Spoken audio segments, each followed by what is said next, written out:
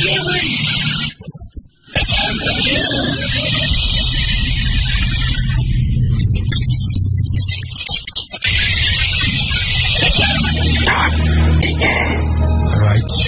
ঘুরে আবারও ভূত এফএম ঘড়িতে সময় এক্স্যাক্টলি 11:59 শুরু হয়ে গেছে ভূত এফএম, সাথে আছি রাসেল এবং থাকবো অনেকক্ষণ পর্যন্ত।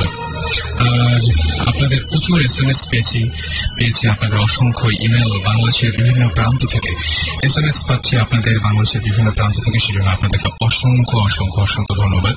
আর যারা এখন ইমেল বা SMS করতে চান তাদেরকে জানিয়ে দিচ্ছি যে আমাদের SMS করার নিয়মটি হচ্ছে মোবাইলের মেসেজ অপশনে গিয়ে আপনাকে টাইপ করে ফেলতে হবে SHOUT শাউট স্পেস আপনার নাম স্পেস আপনার মেসেজ আর পাঠিয়ে দিতে হবে 9840 নাম্বারে। আর আমাদের গেস্টের কাছে আমরা চাই এবং প্রথমেই যে গেস্টটি রয়েছেন তার নাম দেখে শুনি আমরা।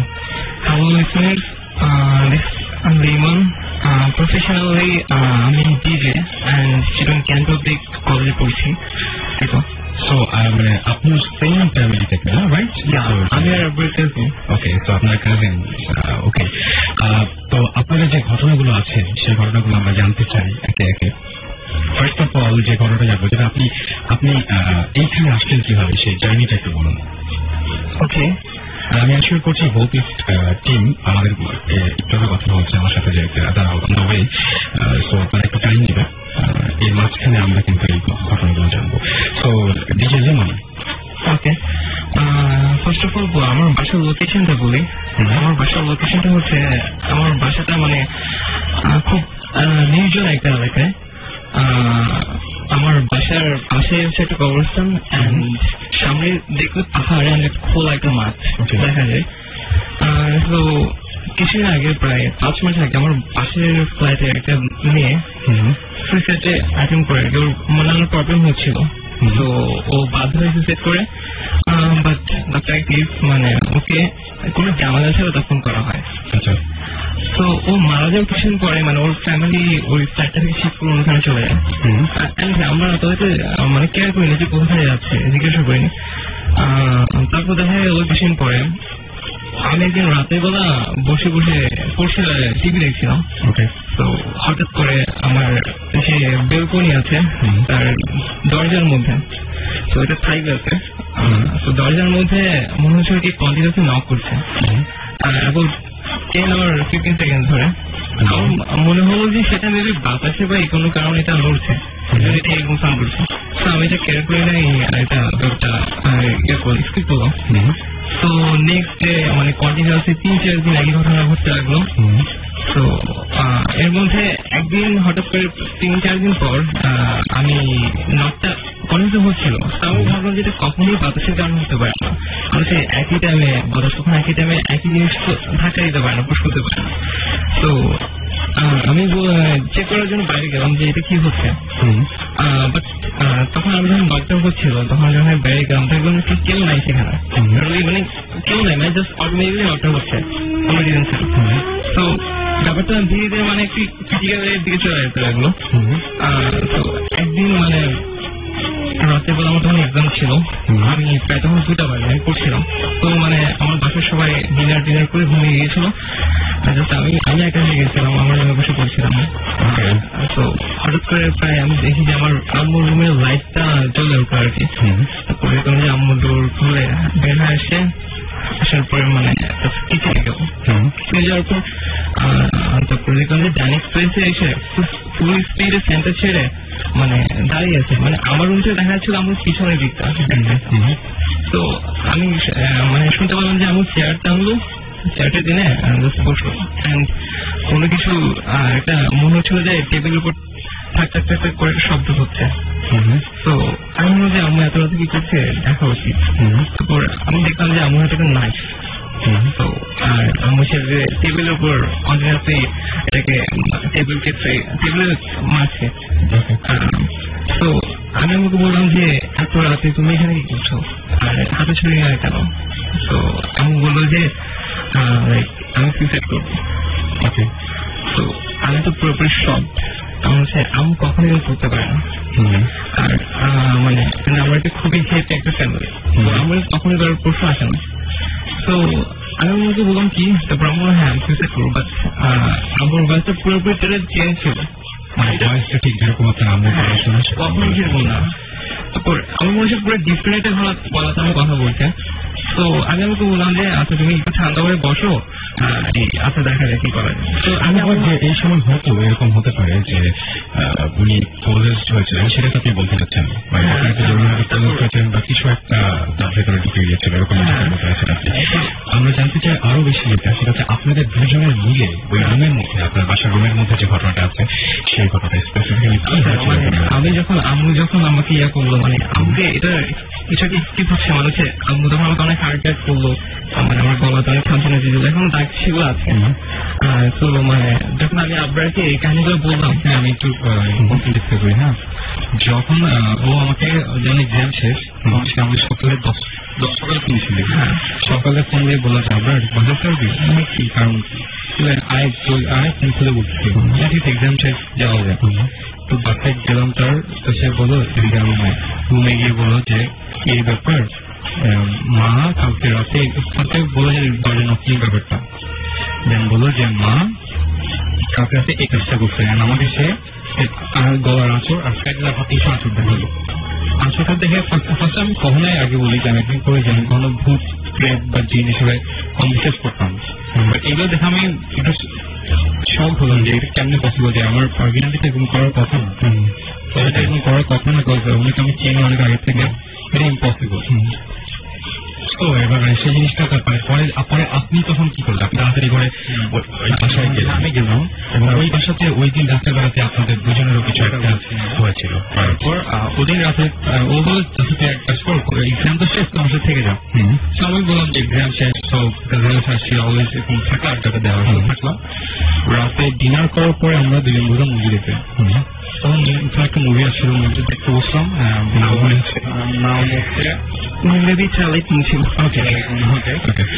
মুভি দেখছিলাম।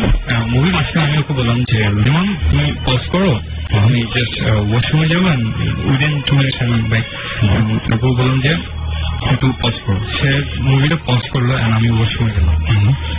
ওয়াশরুমে ফ্রেশ হয়ে যখন বের হলাম, তখন আমি আমার লাইফের কি বলবো, আমি হয়তো বলছি ফার্স্ট একটা খুবই স্ক্যারি মোমেন্ট দেখলাম যে ও বসে সোফা, আমি সোফায় বসে মুভি দেখছিলাম, সোফায় বসে, সোফার পিছনে ছিল বেড আর ওর বেড ছিল স্প্রিং। আচ্ছা, কেউ যদি বসে তাহলে ওখানে একটা দেবে যায়, মানে স্প্রিংয়ের কোনো কিছু দেবে যায়, রাইট। তো আমি আপদিরে ওই শেপটা তৈরি হয়, সোফার দিলে সোফার পিছনে ঢুকে, আমি পেড়ে দিয়ে চোখে আমি পুরো শখ যে একজন মানুষ যদি বালিশে হাত দিয়ে আপনার সাথে শেপ তৈরি হয় না, পুরো শেপটা তৈরি। এবং আপনাকে দেখেছিলেন? হ্যাঁ, মানে আপনার যখন ওয়াশরুম থেকে বের হলো তখন তো ওয়াশরুম দরজার সামনে দাঁড়িয়ে, তার মানে ঘটনাটা ও কন্টিনিউ করতে পারবে আপনার কাছ থেকে। আচ্ছা, ওকে ফাইন। আমি দাঁড়িয়েছিলাম, আমি মুখে একটা কথা উচ্চারণ করার সাহস আমার হচ্ছিল না। আমার এই অবস্থা দেখে এখন দেখে মনে হচ্ছে, এখনো মনে হচ্ছে বেশ ওই ঘটনাটা মনে পড়ে আছে, চোখের সামনে বাঁচলো আসলো যে বলো কি সেকেন্ড পার্ট। এরপর সে আমাকে দিয়ে তাকে যেগুলো আমার চোখ দেখে বেড়ে দিকে সেও বেড়ে থাকলো, সেও সেই ব্যাপারটা দিচ্ছিল। দেখার পরে সে আমার হাতটা করে পিছনে নিয়ে দৌড়াই গেলাম আমার পার্সেন্টি রুমে আনতে যদি ডেকে এনে ভাইকে, তারপর তোর ভাই ছিল, ভাইকে ডেকে এনে রুমে আসলাম। রুমে এসে দেখলাম যে কেউ তো নেই, আমাদের যে মুভি স্টার্ট ছিল দেখতেছিলাম আমরা মুভি কন্টিনিউ করে, ওইটা টোটালি সুইচ অফ, টিভিটা অফ হয়ে গেছিল, টিভিটা অফ হয়ে গেছিল। ওকে, এরপর আমি বলি টিভিটা অফ করার কোনো রিজনই নেই, কারণ সে আমার যদি ইলেকট্রিসিটি চলেও যায়, এখানে ইলেকট্রিসিটি যায়নি, আর হচ্ছে 24 এর যাওয়ার কিন্তু এটা যাওয়ার কোনো পসিবিলিটি নেই, টিভি বন্ধ আর নিজে নিজে কখনোই হয়নি। এবং টিভির সাথে কি আপনাকে ডিভিডি প্লেয়ারে দেখছিলেন? ডিভিডি প্লেয়ারে দেখছি, দুটোই বন্ধ হয়ে গেছে। ওকে, তো এটা খুবই খুবই অদ্ভুত টাইপের একটা ব্যাপার। এবং এসে আপনার কি দেখলেন? বিছানাটা যেরকম ভাবে কেউ বসে থাকলে যেরকম হয়, সেই ব্যাপারটা কি যখন সবাই মিলে আসলেন তখন ছিল? তখন এটা ছিল, আপনি দেখেছিলেন? ফার্স্ট দেখার পরে ওকে যখন দেখলো সেই জিনিসটা দুজনে দেখলাম, যখন সবাই এসে দেখলাম যে ওর তো ব্যাপারটা তো নাই, টিভি সুইচ অফ। আচ্ছা, বুঝতে পেরেছি। আমার যেটা মনে হয় যে আমি জানি না যে লিমন কি দেখেছিলেন, লিমন সেম জিনিস ও যেটা বলেছিল, আপনি দেখতে পেয়েছিলেন? সেটাই আমি আচ্ছা, কি দেখতে পেয়েছিল সেটাকে আপনাকে বলেছিল নাকি আপনি না আমাকে বলেনি। ও বাসায় সামনে দাঁড়িয়ে ছিল, তো মানে ও কিছু বলতে পারছিল না, পুরো সার্ফেস থেকে শক হয়েছে। তো আমি যখন আমি বললাম কি ব্যাপার, তুই কি প্রবলেম করছিস আমার সাথে, তো আমি ওর কাছে আসলাম। ও মানে কিছু বলতে পারতেছিল না, ওর আই ভিউটা আমি ওর দেখলাম যে বেডের উপর। আমি ভাবছিলাম ওর যে দরজাতে প্রবলেমটা হয় সেখানে মেবি ও কিছু একটা দেখছে। আমি দরজা দিয়ে তাকালাম, বাট এখানে কোনো কিছু ছিল না। তো মানে যখন ওর চোখটা যখন দেখলাম আমার বেডের দিকে, তো তখন আমি বুঝতে পারলাম যে এরকম কিছুটা আছে। তো আমি যেটা বলবো যে আপনারা ইচ্ছে করলে আপনাদের এরকম ধরনের ঘটনা ইচ্ছে করলে আপনারা একটা গানে চলে যান। ইন দ্য মিন টাইম আমাদের মেইল ইমেল তো করে, অবশ্যই ইমেলের সঙ্গে একটা জিনিস মনে রাখতে হবে সবসময়, ঠিকানা এবং ফোন নাম্বার দুটো। আর ঢাকার বাইরে যাওয়া যায় তারপর ইচ্ছা করলে সাউন্ড ফাইল আমাদেরকে যেভাবে এখন পাঠাচ্ছেন আপনারা, এখন খুবই মানে কি বলবো সেই যুগ চলে এসছে, আমরা এখন সাউন্ড ফাইল পাঠিয়ে দিতে পারি মেলে। তো সেগুলো তো আমরা অবশ্যই উপকৃত হবো এবং আমরা ঢাকার বাইরে যাবো ওদের কাছ থেকে আমরা অনেক কিছু পাবো। তো আমরা একটা গান শুনে আসি।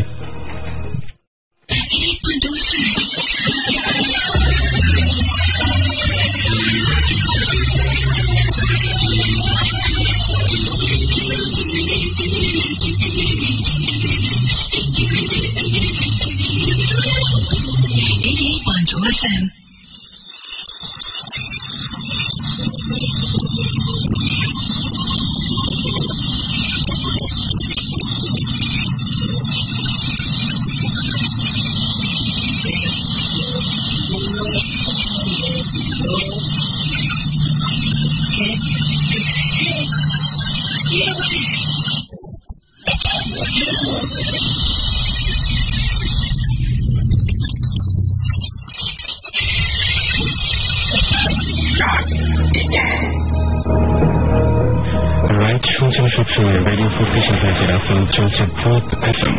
আর ভূত এফএম আরো সবাইকে স্বাগত জানাচ্ছি আরো একবার। এবং আজকে সুন্দর একটা দিন এবং গত 2 দিনের বৃষ্টির কারণে যদিও আমাদের ক্রিকেট ম্যাচটা পরিত্যক্ত হয়েছে আজকে বৃষ্টির কারণে, বাট শীত কিন্তু পড়ে গেছে। তো আমার মনে হয় শীতের দিনে এই ধরনের ঘটনা শুনতে আরো বেশি মজা। অ্যান্ড অনেকে আমাকে বলছেন যে অনেক ভয় লাগছে, তারপরে শুনছেন আমাকে জমরাজ এসএমএস করেছেন, welcome to my show Yamraj.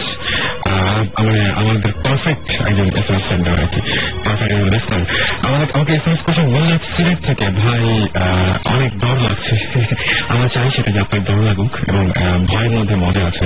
বিশাল আমাকে এসএমএস করেছেন এবং রাহি এসএমএস করেছেন এবং সাবি এসএমএস করেছেন আমাদেরকে এসএমএস করেছেন উন্নত পথিক, বাবা চমৎকার।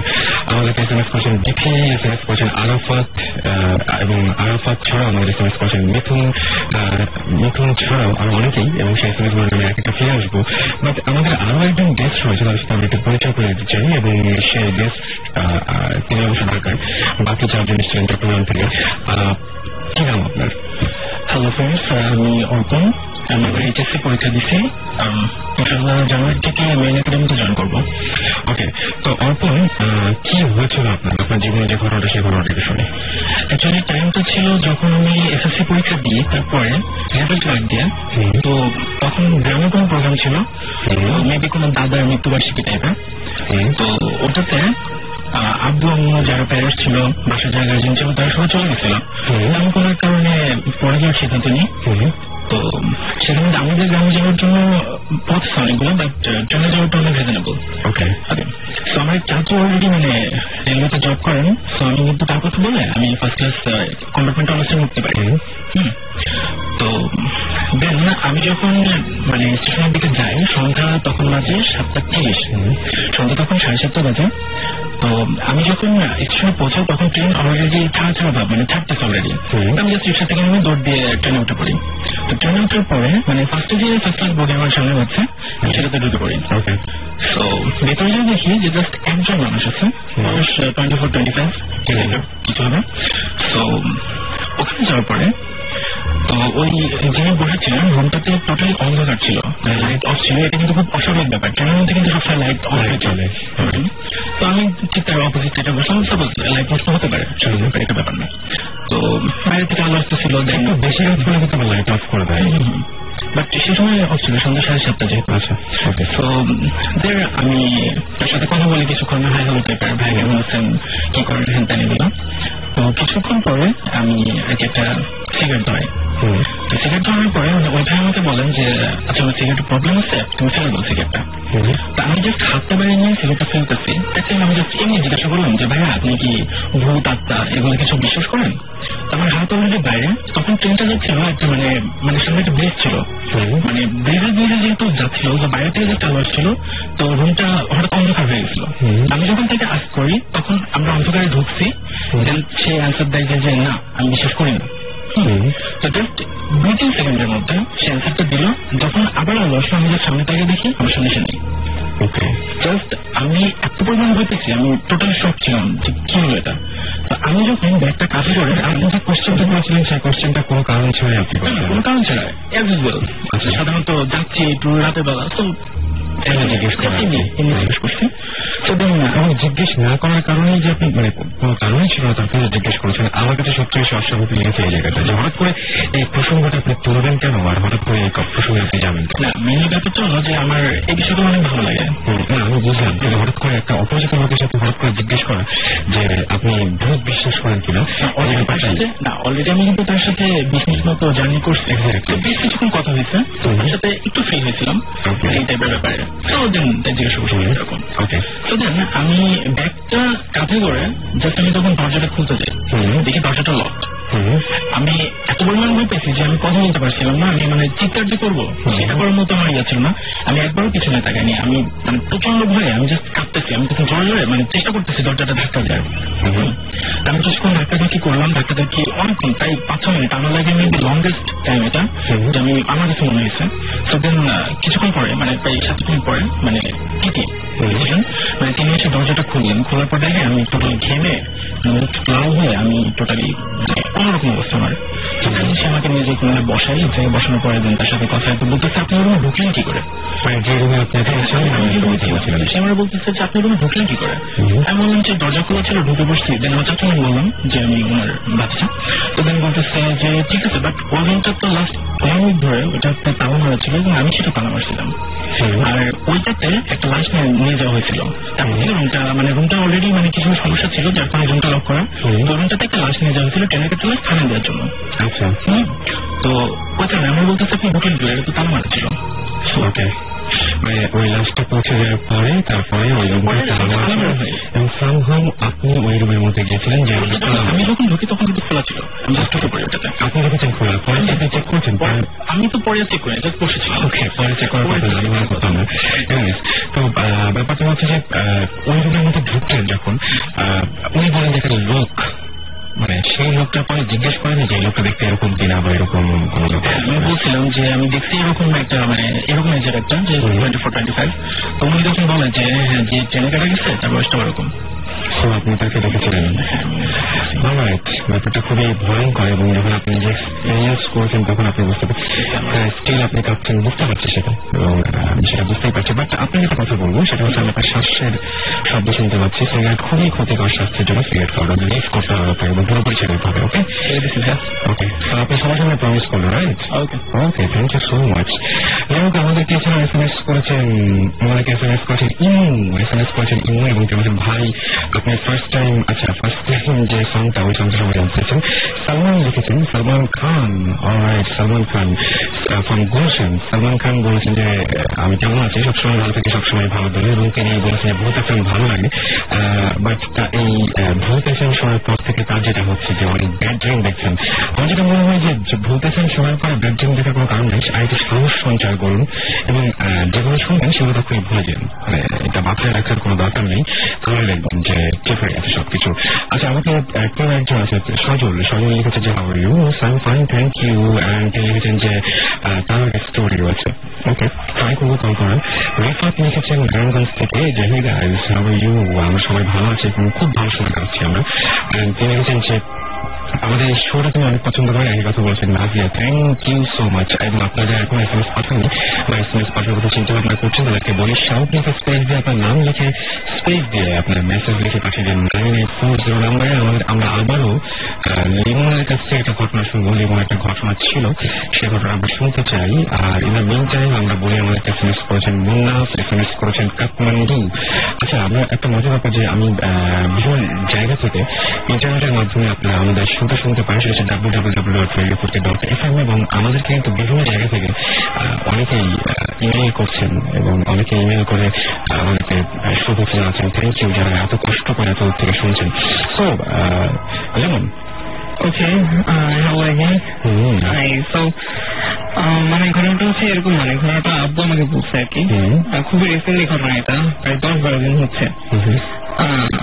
আব্বু রিসেন্টলি হসপিটাল আসছে, তো মানে হসপিটাল আগে আব্বু আগে মদিনাতে গিয়েছিল। তো যখন মদিনাতে ছিল তখন মানে তাহাজ্জুদের নামাজ পড়ার জন্য পাশেতে মসজিদ ছিল আল ফাইট। তো সেখানে মানে তাহাজ্জুদের নামাজ পড়তে নামাজ পড়ার জন্য এখানে যেত আর কি। তো একদিন মানে আব্বু 3:30 থেকে উঠে মানে নামাজ পড়ার জন্য মসজিদটাতে গেল। যার পরে মসজিদের মানে লোকজন অনেক কম ছিল ওখান থেকে, আর তাহাজ্জুদের নামাজে তো মানে একটু কম লোকে আসে পড়ার জন্য। তো আপনি যখন ওখানে গেল মানে তখন সেখানে হাতে করে 3-4 জন ছিল, খুব বেশি জন ছিল না, কারণ এটা লোকাল একটা মসজিদ ছিল সেটা মদিনায়। সব যখন ওজু করছে তখন এটা মিনিটে মানে আমার পাশে একটু দূরে একটা লোককে দেখলো, সে উজু করতে আসছে। মানে আব্বু যখন উজু করে শেষ, আব্বু যখন যাবে বের হবে ওজুখানা থেকে, তখন মানে আব্বু অন্য লোককে খেয়াল করলো, মানে একটু অড মনে হচ্ছিল আর কি, সামথিং ডিফারেন্ট। তো মানে যারা আমরা জানি যে উজু করার সময় যদি ফুল কোন স্লিপের কোন জামা পরে থাকে তাহলে সেটা টেনে উপরে দিয়ে তুলতে হয় হাতটা উজু করার জন্য, হাতে পানি লাগানোর জন্য। বাট যে লোকটা এখানে ছিল ওর মানে হাতটা জাস্ট নিচে থেকে বেড়ে যাচ্ছিল, ইনক্রিজ হচ্ছিল, মানে হচ্ছে হাতটা লোকে না তুলে মানে পাঞ্জাবিতে না গুটিয়ে হাতটা পাঞ্জাবির থেকে বেরিয়ে আসছিল। হ্যাঁ সেটাই। তো মানে যখন উজু করা শেষ হলো তখন আবার অটোমেটিক্যালি সেম পজিশনে চলে আসলো। এটা উজু করার আগে পাঞ্জাবিটা তুলতে পারো, বরং হাতটাই বেরিয়ে আসলো, এবং তারপরে যখন দেখা গেল যে মানে উজু করা শেষ হয়ে গেল তখন হাতটা ওকে। তো দেন আব্বু কি করলো, মানে ভাবলো যে এটা মেবি ভালো কিছু একটা হবে, কারণ উজু করতে আমরা আসছো না, নামাজ পড়তে আসছে উজু করার জন্য। তো আব্বু কিছু বলে নাই। আব্বু কি বললো পরের দিন মানে আব্বুর মদিনাতে থাকে একটা লোকাল ফ্রেন্ডকে বললো যে আমি গতকাল রাতে তাহলে নামাজ পড়তে গিয়েছিলাম, তো সেইখানে মানে এই ঘটনাটা হলো, দেখলাম এটা হয়েছে, মানে আমার পাশে উজু করছিল এরকম ঘটনা, এই ঘটনাটা শেয়ার করলো আর কি। তো তখন ওই আব্বুর আঙ্কেলটা বললো যে তুমি কি এটা এই মসজিদে দেখছো? আচ্ছা, উনি আগে থেকে বলছেন যে অমুক মসজিদে তুমি দেখেছো? আব্বু বলে যে হ্যাঁ। বলে হ্যাঁ, সেখানে এটা মাঝে মাঝে দেখা যায়, প্রায় অনেক যদি দেখে বলে, বাট ওরা কোনো মানুষের কোনো ক্ষতি করে না। আচ্ছা, কিন্তু আঙ্কেলের নিশ্চয় তারপরে ওখান থেকে ফিরে এসছেন এবং কোনো প্রবলেম হয়নি। ওকে, ফাইন। সো দারুণ দারুণ সব ঘটনা জানলাম আপনাদের কাছ থেকে, এবং আরো একবার চিটাগাং থেকে এত কষ্ট করে ঢাকায় আজকে শোতে বেশ কিছু চমক আছে, যেমন চিটাগাং থেকে আমাদের গেস্ট হয়েছে, এবং আমরা একটা ফাইল শোনাবো, সেই ফাইলটা রোজ আপনাদেরকে জানাবো। And thank you Limon, thank you Abrar, এবং অসংখ্য ধন্যবাদ। মানে আপনাদেরকে পেয়ে অনেক বিষয় করে ভালো লাগছে, এবং আমি আজকে এই মুহূর্তে আরো একটা ছোট্ট ব্রেক নেব, এবং এই ব্রেকে যে গানটা আমি শোনাবো সেই গানটা ডেডিকেট করছি আপনার নামকে। অ্যান্ড থ্যাংক ইউ, এবং সবসময় ভালো থাকবেন, সুস্থ থাকবেন, সুন্দর বসে কাটিয়ে করবো। সবাই দোয়া করবেন আমাদের পরিবারের জন্য, রাইট, আমার জন্য দোয়া করবেন, আমাদের সবার জন্য দোয়া করবেন, রাইট। অ্যান্ড যেটা বলবো সেটা হচ্ছে লিমন এবং আবরার চলে যাচ্ছেন, কিন্তু আমরা আছি আপনার সাথে, এবং আরো গেস্ট রয়েছেন, মানে আরো একজন গেস্ট আমার সাথে রয়েছেন, তার কথা আমরা শুনছি, আর এখন ফুরাইনি, সেগুলো আমরা শুনবো, এবং আরো কিছু ঘটনা নিয়ে আপনার কাছে ফিরে আসছে একটু পরে। আপাতত বিজয়ের মাসে, এবং যেহেতু বীরশ্রেষ্ঠ রুহুল আমিন তার মানে যাকে তিনি নানা বলে রাখেন, সে আবরার এখানে উপস্থিত আছেন, এবং সেই বীরশ্রেষ্ঠ রুহুল আমিনকে ডেডিকেট করে আরব বাচ্চা বাংলাদেশ কিন্তু প্লে করছি। সো স্টে টিউনড রেডিও 40 ফিরে আসছে একটু পরে, and send me a message on SHOUT, shout space আপনার নাম, space আপনার মেসেজ পাঠিয়ে দিন 984 নাম্বারে। ফিরে আসছি রাইট আফটার দিস সং।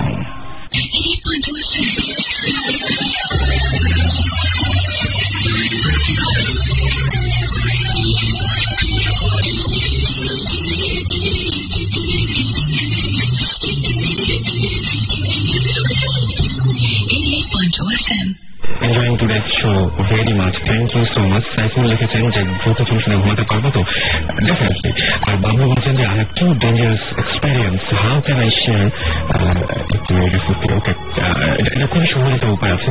আপনি ভূত FM BHWT ভূত FM @radiofuti.fm ইমেল করে আমাকে ঘটনাগুলো পাঠিয়ে দিতে পারেন, এবং আজকে যারা আছেন এখানে তারা সবাই এইভাবে এখানে জয়েন করেছেন, আপনিও পারেন। এটাই বলছিলাম আর কি, যে ভূত FM ইচ্ছে করে আপনারা ইমেল করতে পারেন, এবং সাউন্ড স্পেস দিয়ে আপনার নাম লিখে স্পেস দিয়ে আপনার মেসেজ লিখে পাঠিয়ে দিতে পারেন 9840 নাম্বারে। আর এই মুহূর্তে যেটা বলবো যে এরকম ইমেল করে একটা তো শুধু গল্প লিখে নেই, ঘটনা তো জানেননি, তাছাড়া বড় একটা উপকার করেছেন আমাদেরকে। তিনি সরাসরি আমাদেরকে তার যে ঘটনাটা আছে সেই ঘটনাটা রেকর্ড করে দিয়েছেন। তো যদি আপনাদের এই টেকনোলজির সাথে পরিচিত থাকেন এবং আপনি পারেন যে পিসিতে রেকর্ড করবে আমাদেরকে পাঠাতে, তাহলে আরো ভালো।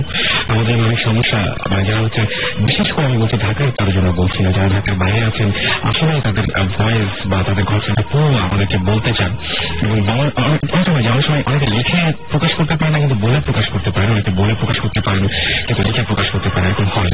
তো যেটা হবে সেটা হচ্ছে যে আপনি ইচ্ছা করলে কিন্তু আপনার ভয়েসটা রেকর্ড করে আমাদেরকে ইমেল করে পাঠিয়ে দিতে পারেন, আমরা সেই অডিও ফাইলটি চেক করে বাজানোর চেষ্টা করবো। যেমন আজকে আমরা এই মুহূর্তে একটা অডিও ফাইল আপনার জন্য রেখে দিচ্ছি, এবং মাঝখানে আমি হুম হা করবো, যাতে আপনার মাঝখানে একেবারে বোরিং না লাগে বা মনে হয় যে একদম শুধুমাত্র একজন কথা বলছে সেজন্য, বা এটা একটা রেকর্ডেড ভয়েস, আপনারা শুনে বুঝতে পারবেন। চলুন শুনুন।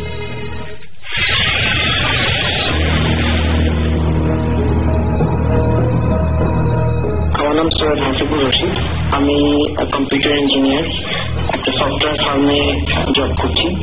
তো ভূত FM আমার খুব প্রিয়, আর আমি এখানে একটা আমার নিজের ঘটনা পাঠাতে চাচ্ছিলাম অনেকদিন ধরে। যাই হোক, ঘটনাটা হচ্ছে 2008 জুন মাসের ঘটনা। এটা আমি প্রথমবার এসে যাই দার্জিলিং শহরে। তো এখানে প্রথম দিনের পরের দিন আমি যখন আমার ফ্রেন্ড সাথে ছিল, বেশ কয়েকজন ফ্রেন্ড মিলে গেছিলাম, কিন্তু একটা ফ্রেন্ডের সাথে রুম শেয়ার করছিলাম। তো সেই ফ্রেন্ডকে বললাম যে চলো কিছু মার্কেটিং করে আসি, এখান থেকে মার্কেটটা কেমন। ও যেতে কোনোভাবে রাজি হলো না, শেষ পর্যন্ত আমি গেলাম। এটা ছিল বেশ খানিকটা দূরে দার্জিলিং শহরেই। তো আমি যখন গেলাম, ওটা ছিল, ওই মার্কেটটার নাম ছিল হচ্ছে বিগ বাজার, বেশ নাম করা এবং খুব বড় সড় মাল্টি সুপার শপ আর কি, ওর মধ্যে অনেকগুলো আছে। তো যাই হোক, আমি ওখানে বাজার ওখান থেকে আমি বিভিন্ন রকম মার্কেটিং করে যখন ফিরছিলাম, হাঁটতে হাঁটতে আসতেছি। ওখানে তো এমনিতে কোনো রিক্সা চলে না, আর যাওয়া চলে তার মধ্যে হচ্ছে যে জিপ গাড়িগুলো, কিন্তু ছোট ডিস্টেন্সে ওরা যেতেও চায় না, ইভেন টেম্পু বা অন্যান্য কোনো যানবাহন নাই, ম্যাক্সিমাম লোকজনই হেঁটে চলাফেরা করে ওই শহরটাতে। তো আমি ফিরছিলাম যখন, বেশ কিছু জিনিস কিনে নিয়ে, তো বেশ আলো আধার মতো আর কি, রোডেও কিছু কিছু জায়গায় আলো আছে, কিছু জায়গায় নাই। তখন হাঁটতে হাঁটতে কিছু দূর গিয়ে আমি দেখতে পেলাম যে আমার পিছনে যারা লোক, কিছু কিছু লোক আমার ক্রস করে একটা জায়গায় যে কেমন যেন দৌড় দিচ্ছে। হ্যাঁ, আমার পিছন থেকে দুজন লোক গেল, কিন্তু একসাথে না, পরপর যাচ্ছে আর কি কিছু দূর গিয়ে। আমার হাঁটার গতিটা ছিল খুব ধীর, এই জন্য আসলে আমি অতটা গুরুত্ব দিই নাই, মনে করছি যে এরা মনে হয় কোনো জরুরি ব্যাপার, এই জন্য বোধহয় দৌড় দিচ্ছে। এই যেখান থেকে দৌড়টা শুরু করতে তোমার দিকটা খুবই ডার্ক, কিছু দেখা যাচ্ছে না ঠিক মতো দূর থেকে। তো আমি যেহেতু আমার হাতে দুই হাতে অনেক জিনিসপত্র, আমি খুব ধীরে সুস্থেই যাচ্ছি আর কি। আরো কিছু জায়গাতে গিয়ে দেখি যে আরেকটা লোকও গেল, তিনটা লোক আমাকে ক্রস করলো আর কি, কিন্তু ওই জায়গাটা সবাই দৌড় দিচ্ছে। এরপরে কিছুক্ষণ পরে দেখি যে আমার পিছনে থেকে একটা মেয়ে আসছিল, আসার পাশেও ওই জায়গাটা যেই, ততক্ষণে আমি ওই জায়গাটা প্রায় কাছাকাছি, ওই জায়গাটা যে মেয়েটাও দৌড় দিল। আমার আমি ভাবতেছিলাম যে এখানে কি ব্যাপার, আসলে এখানটা কি দ্রুত পার হওয়ার কোনো ব্যাপার আছে কিনা। তো আমিও সিদ্ধান্তহীনতায় ঢুকতেছি। তারপর জায়গাটা নতুন, আমি খুব বেশি চিনি না, আমি ভাবছি যে আমি দৌড় দিব কিনা। হ্যাঁ, কিন্তু এত জিনিসপত্র নিয়ে সম্ভব না, তাই আস্তে আস্তে হেঁটে যাচ্ছিলাম। ওখানে যে দেখি যে আসলে খুব ভয়ঙ্কর ভাবে ওখানে একটা বাঘ, পাহাড়ের সাইডে যে রোড গুলা থাকে ওগুলা ভয়ঙ্কর ভাবে বাঘ গুলা থাকে। তো ওইখানটায় যে দেখি যে খুব ভয়ানক ভাবে, কিন্তু ওখানে দৌড় এত জোরে যে দিচ্ছে, ওখান থেকে দৌড় দিয়ে ঘোরা খুব ডিফিকাল্ট ব্যাপার। কিন্তু আলটিমেটলি আমার যেটা ওর পরে যেটা দেখে আমি শিউরে উঠলাম, সেটা হচ্ছে যে ওখান থেকে যদি দৌড় দেওয়া হয় তাহলে সরাসরি নিচেই পড়ার কথা। এমন জায়গা থেকে তারা দৌড় শুরু করতেছে যে ওখান থেকে মানে নিচে পড়া ছাড়া কোনো উপায় নেই, মানে ওইভাবে ঘুরে অত দূর মানে দৌড় দিয়ে যাওয়া সম্ভব না। ততক্ষণে আমার খুবই ভয় করছিল। তারপর আমি মানে নিজেকে খুব শান্ত রেখে ওখান দিয়ে আস্তে আস্তে মানে চলে আসলাম। পরের দিন আমি ওখানে আবার সকালবেলা বের হলাম, যেহেতু কিউরিসিটি আছে যে আসলে ব্যাপারটা কি, এখানে লোকজন দৌড় দিচ্ছিল কেন গত রাতে। তো সেই জন্য আমি গেলাম ওখানে। একজন স্থানীয় একজন লোকের সাথে, মানে উনি খুব ভালো বাংলা জানে না, মানে হিন্দিতে আমাকে বোঝানোর চেষ্টা করলো যে এখানে এই জায়গাটা কিছুদিন আগেই আমাদের এখানে এই এলাকাটাইতেই 4 জন লোক মানে 4 জন মারা গেছে কেবল কার ছিঁড়ে, ঠিক ওই জায়গাটাতেই ছিঁড়ে পড়ে মারা গেছে। তা আমি বললাম যে এখানে 4 জন মারা গেছে, গতদিন রাত্রে আমি 4 জনকেই দেখছি যে ওখান থেকে দৌড় দেওয়ার জন্য। আমি বললাম যে তার মধ্যে কি কোনো মেয়ে ছিল, যে 4 জন ছিল। তা বলে যে হ্যাঁ আপনি জানেন কি করে, মানে উনি আবার জিজ্ঞেস করতেছে। আমি বললাম যে না এমনিতেই। আর আমি আর বললাম না যে 3টা লোক আমার পিছন থেকে ক্রস করে দৌড় দিয়েছে এবং লাস্টে যে ছিল সে মেয়েটা ছিল। তো আমি আরো ভয় পেয়ে গেলাম যে আসলে ব্যাপারটা কি। আমরা বুঝলাম, বাট আমরা সাউন্ড ফাইলটা শুনলাম। তো আপনারা যারা ঢাকার বাইরে আছেন তারা ইচ্ছা করলে কম্পিউটারে এরকম আপনাদের সাউন্ড রেকর্ড করে আমাদের পাঠাতে পারেন। যাই হোক, আমাদের সঙ্গে আরেকজন লিসনার রয়েছেন এই মুহূর্তে, যিনি আমাদের সাথে একটু আগে আপনি একটা ঘটনা বলেছেন। তার আরেকটা ঘটনা আছে যে ঘটনা খুবই অদ্ভুত, রাজশাহীতে ঘটেছিল আপনার সাথে, রাইট? এখানে আপনি ফ্যানের ঘটনা বলেছিলেন এবং রাজশাহীতে ঘটেছিল, সেই ঘটনা একটু শুনলে বলবেন। ওকে, রাজশাহীতে আমি আমার ফ্রেন্ড মানে যখন আমি কলেজে ছিলাম তখন গেছিলাম ঘুরতে। তো যাওয়ার পরে আমরা রাতে পৌঁছাই রাত প্রায় 1:30টার দিকে রাজশাহীতে। তো দেখুন না কালমনি বাসা পৌঁছাতে আমাদের 2টা বাচ্চা। তো কালমনি বাসাটা ছিল রাজশাহীর উপশহরে সিয়াম মসজিদের পাশে। সিয়াম মসজিদ থেকে 3টা কি 4টা বাইক পড়ে। তো আমি আর আমার ফ্রেন্ড ওখানে যাই। যাওয়ার পরে কালমনি বাসাটা বলি যে 3.5 তলা, মানে 3 তলার উপরে জাস্ট 2টা রুম আছে আর 5টা ছাদ। আচ্ছা, তো আমি আমার ফ্রেন্ড উপরে ছিলাম। তো রাতে তখন প্রায় 3টা বাজে। আচ্ছা, তখন আমি আর আমার ফ্রেন্ড মানে ছাদের রেলিং দুজন দাঁড়ায় আছে। মানে অদ্ভুত একটা মোমেন্ট ছিল যে চারিদিকে কোনো শব্দ নাই, কিছু নেই, না কোনো ঝিঝি পোকা, দূর থেকে কোনো কুকুর নেই, মানে কোনো শব্দ ছিল না। জাস্ট একটা মোমেন্ট। তো দুজনে কথা বলতে পারতেছি না, যে ভালো লাগতেছে দাঁড়ায় থাকতে। কিন্তু আমরা হঠাৎ করে মানে দূর থেকে একটা সাউন্ড পাই, যেমন একটা বেজ, দূর থেকে যদি বেজ গিটারটা যদি বাজায় এক ধরনের যে বিট আসে, সেই ধরনের টাইপের একটা যে ব্যাপারটা খুব আস্তে। ঠিক আছে, আমিও শুনি ও শুনে, আমার দিকে তাকাই, আমার দিকে তাকাই যে কি হচ্ছে এটা। তো কিছুক্ষণ পরে তাই আমরা তিনজনে দাঁড়িয়েছিলাম। তো তারপরে মানে আমরা সাউন্ডটা দেখতেছি বাড়তেছে, আরো এই গুনগুনটা বাড়তেছে। তো দেখি আমাদের মানে যেখানে দাঁড়িয়েছিলাম তার লেফট সাইডে মানে মোড় ছিল পুকুরে। ওই মোড় থেকে কিছু মানে মানুষ কেউ জানি না, মানে কিছু আসতেছিল। মানে টোটালি তাদের ড্রেস আপ ছিল সাদা। তার মানে হাইট তাদের মিনিমাম 7 ফিট করে। ওকে, আর তাদের বডি ফিগার সেরকম মানে একেবারে মানে অনেক চিরা মানুষ না, দেখে বোঝা যাচ্ছে। তো আমি আর আমার ফ্রেন্ড দুজনে দেখতেছি এরকম, মানে জাস্ট আমাদের এত দুজনে কি একই জিনিস দেখছি, দুজনে একই জিনিস দেখছি। আচ্ছা, ওদের কথা যাচ্ছিল বা কিছু, তারা জাস্ট আমাদের সঙ্গে রাস্তা দিয়ে হেঁটে যাচ্ছিল। আচ্ছা, তো আমরা মানে এই হাজারটা হচ্ছে না যে আমরা বসে পড়বো, যে আমরা চলে যাবো, মানে সাহস হচ্ছে না আমাদের। আমরা যা দেখতেছি যে মিনিমাম তারা 30-এর মতো। তো তারা যাচ্ছে, তো মানে সাউন্ডটা কেমন ছিল যে একসাথে অনেকজন মানুষ যখন জিকির করে, মানে যেরকম শব্দটা আছে, মানে কোনো শব্দ পাওয়া যায় না, বাট একটা মানে আলাদা সাউন্ড আসে, গুনগুন টাইপের, মানে ওই টাইপের একটা সাউন্ড আসছিল। তো ঠিক তারা যখন যাচ্ছিল মানে তাদের মাঝখানে, মানে তাদের মানুষগুলো মাঝখানে আমরা যেরকম মানুষ মারা গেলে আমরা গোরস্থানে নিয়ে যাই, তো ঠিক সেরকম একটা বড় একটা খাটিয়া, মানে বড় একটা খাটিয়া ছিল, তার মাঝখানে একটা মানুষ শোনো ছিল, মানে তাদের মতো। হ্যাঁ, খাটিয়ার উপর তাদের শোনো ছিল একটা। তো তার মাথাটা আমাদের দিকে ছিল, যেহেতু তাদের আলো ছিল, আমরা কিন্তু দেখতে পাচ্ছি দুজনে একই জিনিস দেখতেছি আমরা। তো যে শুয়ে ছিল তো তার মানে নাক দিয়ে প্লাস মুখ দিয়ে খোলা ছিল, হাঁ করা ছিল। খোলা দিয়ে কেমন যেন একটা মানে কালো টাইপের তরল, মানে একটা বোঝা যাচ্ছে না যে কালারটা কি, বাট কালো তরল মানে ঘন টাইপের, মানে তরল ওখান থেকে বের হচ্ছে। দেন তারা চলে যাচ্ছে, ঠিক আছে, তার সামনে চলে যাচ্ছে। বাট একটা জিনিস আমাদের তখন খেয়াল ছিল যে মানে আমি খেয়াল করছি ব্যাপারটা যে মানুষ হাঁটলে কিন্তু এক ধরনের নড়াচড়া করে, এদিকে এদিকে তুই হেলে বলে হাঁটে। তারা মানে স্ট্রেটলি মানে ফ্রন্টে তারা চলে যাচ্ছিল, মানে তাদের কোনো নড়াচড়া নেই, কোনো জার্কিং নেই, তারা চলে যাচ্ছিল। ওকে, মানে মানুষ হাঁটতে যখন হ্যাঁ, এটা দেখে মনে হচ্ছিল যে একদম ভেসে যাচ্ছে। ইয়াস, রাইট। শুনেন না, মানে তারা যখন গলিতে পার হলো, গলিতে জাস্ট পার হয়ে চলে গেল, যাওয়ার পরে আমার ফ্রেন্ডটা ছিল ও হঠাৎ করে আমার দিকে তাকে চিৎকার করে উঠছে, ঠিক আছে, মানে একটা ছোট্ট একটা চিৎকার করে ধূপ করে পড়ে গেছে। ওরা আমার সাথে কোনো কথা বলতে পারছে না, জাস্ট আমার বলছে দূরে যা এটা মানে ছড়ে যেতে বলছে ঘুরে। তো আমি ওর দিকে যখন তাকাইলাম, তাকাই দেখি মানে নতুন একটা বাচ্চা হলে যে ধরনের গায়ে এক ধরনের তরল আঠালো টাইপের জিনিস থাকে, মানে ওরকম ওর গায়ে লেগেছে। তো মানে এমন ঝাঁঝালো টাইপের গন্ধ একটা, মানে টোটাল অন্যরকম অবস্থা, মানে জং ধরে গেলে মানে পুরাতন বোঝাতে পারবো না অ্যাকচুয়ালি বলে। তো ওই টাইপের একটা গন্ধ পাচ্ছি। তো আমি ভালো করে খেয়াল করে দেখি আমার গার্লফ্রেন্ড অবস্থা। আমরা মানে দুজন, আমি কোন রকম সাহস সঞ্চার করে ওর জাস্ট হাত ধরছি, মানে টিকলা, প্রচন্ড টিকলা জিনিসটা। মানে আমি জাস্ট কোন রকম ওর টানতে নিয়ে এসছি ঘরের মধ্যে, সোজা বাথরুমে গেছি, কোন রকম ওয়াশ করে জামা কাপড় ওখানে ছিল। থাকার পরে আমরা জাস্ট শুয়ে পড়ছি।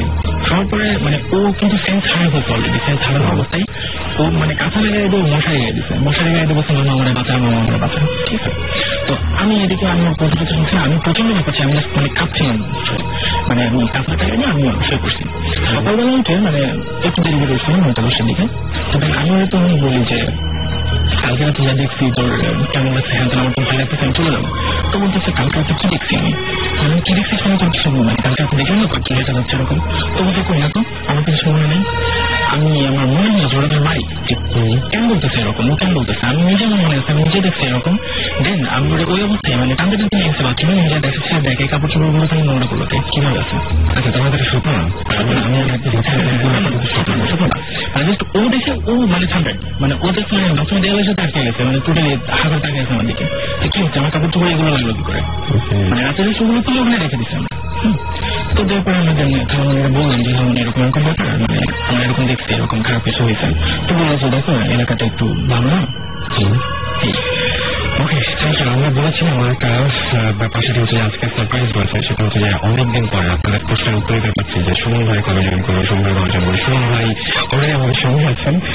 সুমন ভাই আপনার জন্য সবাই যে অধীর আগ্রহে অপেক্ষা করছে, এবং একটা জিনিস আমার খুব ভালো লেগেছে, যেটা ব্যাপারটা খুব ফানি হবে, সেটা হচ্ছে যে আপনি প্রথম এসএমএস সেরকম চলে গেছে, মনটা খারাপ করছিল, ভূত বলে বেঁচে গেলাম, মানে এরকম একটা ব্যাপারে ভালো লাগলো ভূত ফিল আছে বলে। তো সুমন ভাই কিছু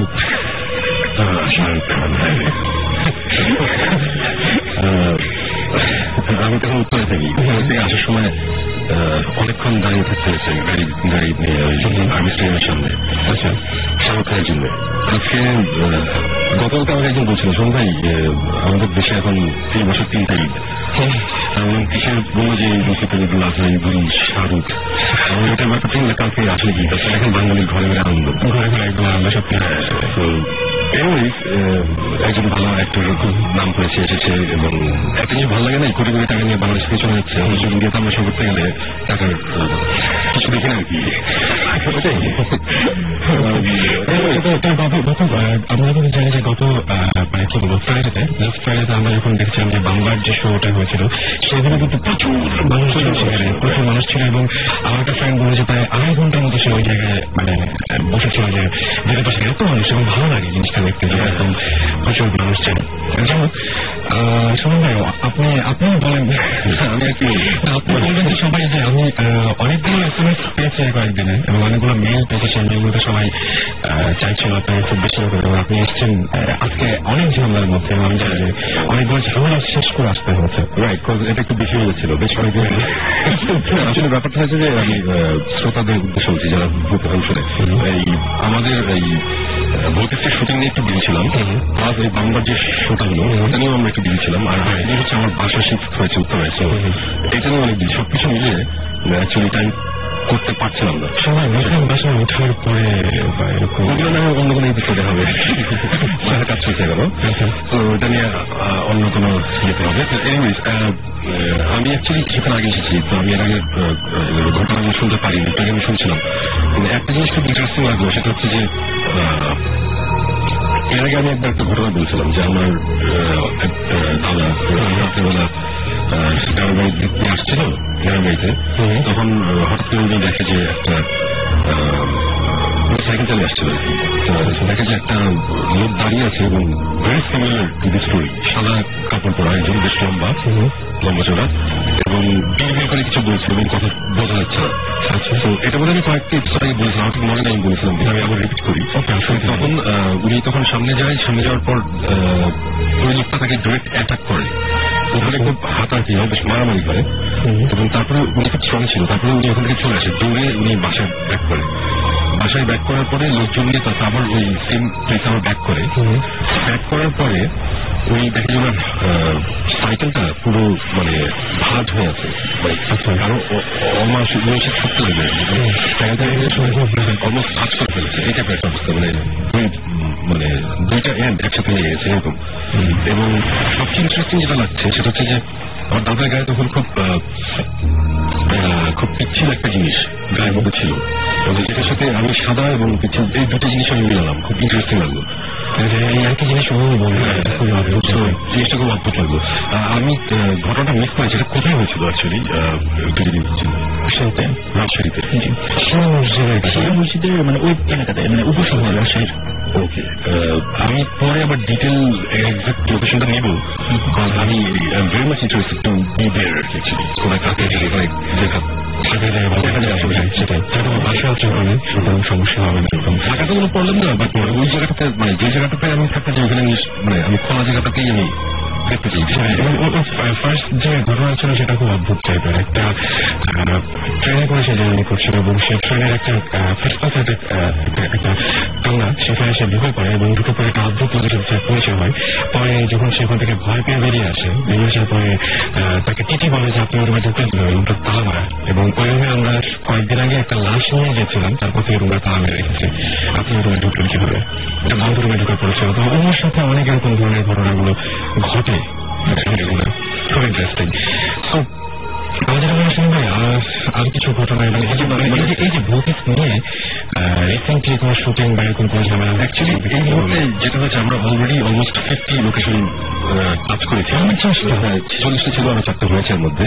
এর মধ্যে একটা জায়গা মোটামুটি ইন্টারেস্টিং, বাকি 3 জায়গায় ফ্লপ অ্যাকচুয়ালি। মানে মোস্ট অফ দ্য প্লেসেস যেটা হয় গিয়ে বসে থাকি মশাই কেমন খাই, বাট ওইগুলো নিয়ে না আলাপ করে আমি যেটা বলি সেটা হচ্ছে যে এই মুহূর্তে ভৌতিস্টের সিচুয়েশন হচ্ছে যে আমাদের তো ভৌতিস্টে 2টা পার্ট থাকে, একটা ফিকশন একটা নন ফিকশন। প্রথমে নাটক স্টাইলে, তারপরে সেকেন্ড এপিসোডটা হচ্ছে রিয়েলিটি টিভি।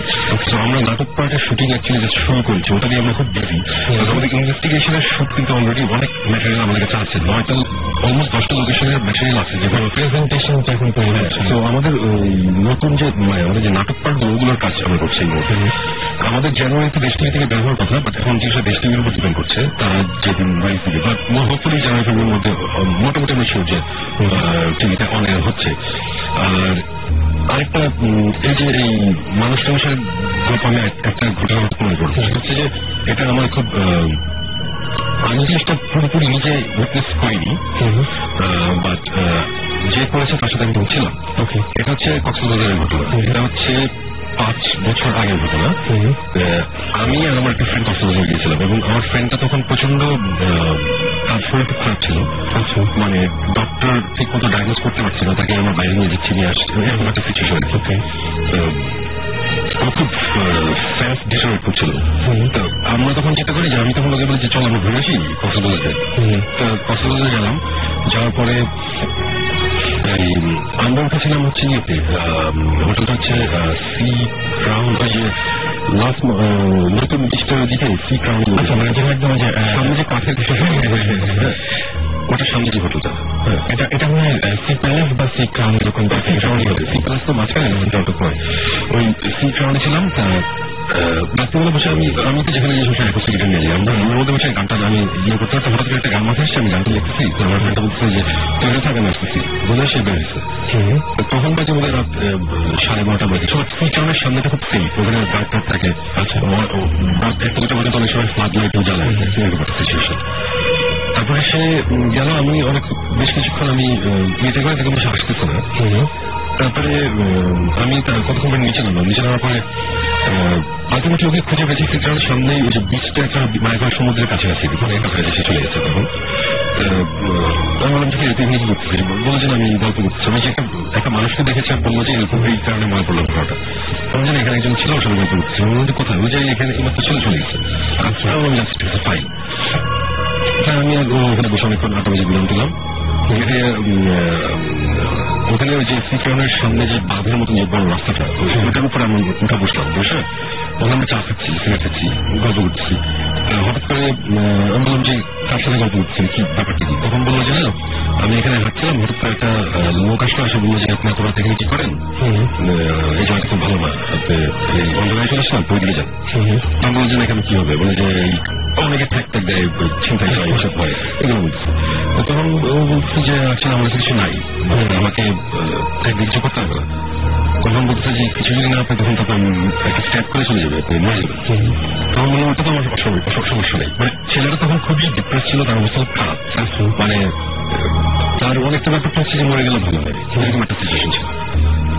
বলছে যে আমার অ্যাকচুয়ালি স্ট্যাপ কোনো অসুবিধা নেই, মরে গেলে তো ভালোই। মানে এগুলো যখন বলছে তখন আমার একটু হচকে গেছে। তখন বলে যে তখন সে বলছে যে আপনি এভাবে কথা বলতেছেন, কি হয়েছে? বললো যে না, আমার অ্যাকচুয়ালি খুব রেয়ার একটা ডিজিজ হচ্ছে, আমি কদিন বাজে একটা ঠিক নেই, আমার অ্যাকচুয়ালি কিছু যায় আসে না। যাই হোক, এটা কোনো ব্যাপার না। তখন বলতেছে যে আচ্ছা ঠিক আছে, তার নাম সে পরিচয় যে আমার নাম বালেক, আমি এখানে থাকি, আশেপাশে থাকি, আপনার কখনো কোনো কিছু আপনার আমার খুব ভালো লাগছে, আপনার যদি কখনো কোনো কিছু লাগে আমার আপনি বলেন, আমি ম্যানেজ করি, আপনার চাই লাগে। তখন বলতেছে যে আমার কিছু লাগবে না। তখন ওটা চলে গেল এবং বললো যে ভোটটা গেল আর আসলো, খুব ফাস্ট, মানে এটা 1 মিনিট বা 2 মিনিট, আমি জানি না আমার কথা কোনো কিছু শোনা। সে চা নিয়ে আসলো ওর জন্য, ব্রেকআপ চা সেও খেলো, ওরেও দিল, সেও চাটা খেলো। বললো চা করতে গেল, বলে সামনে এই দোকানে। ও বললো আচ্ছা ঠিক আছে, এবং চাটা খেতে থ্যাংকস বললো যে কোনো অসুবিধা না, আমার বলে আর কেউ যদি আপনারা ধরো আপনি আমার নাম বলবেন, আরেক ফ্রেন্ড মানে পরিচিত বিল্ডিং হবে, তেমন সমস্যা নেই। বলে আচ্ছা ঠিক আছে। তারপরে এরপর এই ঘটনা এখানে শেষ। আমি শুনলাম আচ্ছা ঠিক আছে, ইন্টারেস্টিং। আমি বললাম যে হয়তো ভালো কোনো মানুষ পেয়ে তোমার ট্যাক্সি আসছিল, দেখছি যে কোনো ছেড়ে দিতে, তোমরা আমাকে চা খাওয়াবে কেন? আমি বললাম যাই না। আচ্ছা, এটা নিয়ে আমরা অনেক কথা বলছি, গল্পটা ইন্টারেস্টিং, রাইট? সো এগুলো বলেছিল, আমরা উপরে চলে গেছি। সেকেন্ড রাতের কথা, সেকেন্ড রাতে সে তখন ইন্টেনশন হয়ে গেছে আমার বাড়ির কাছে,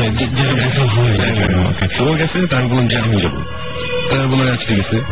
আমরা দুজনে গেলাম, নিচে নামলাম এবং অনেকক্ষণ ওখানে ছিলাম বাড়ির সঙ্গে।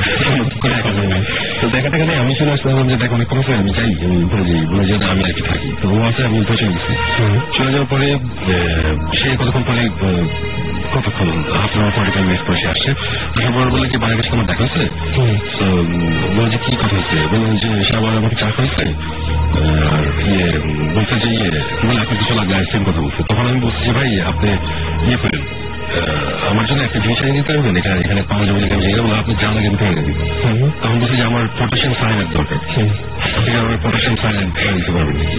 বলছে যে পটাশিয়াম সায়ানাইড কি? বলছে এটা আপনার জানতে হবে, আপনি বলছে আপনি এনে দিবেন। তখন বাড়ি যে বলছেন যে পটাশিয়াম সায়ানাইড কি, যে কথা বলতে পারছে না, মানে এটা যে কি আমি ঠিক জানি না, বাট আমার মনে হচ্ছে এটা ভালো কিছু না, আপনি একটু ধৈর্য ধরেন, সব ঠিক হয়ে যাবে। এই কথাটা বলে বাড়ি চলে গেছে। এবং সে এসে বললো যে আমার খুব ওয়েট লাগতেছে, এই লোকটা কে, সে এই লোকের পটাশিয়াম সায়ানাইড চেনার কথা না, কথা একেবারে বাধা জিনিস, এটা বলতে সে আবার এটা বলতে বলতেছে যে আপনি ধৈর্য ধরেন।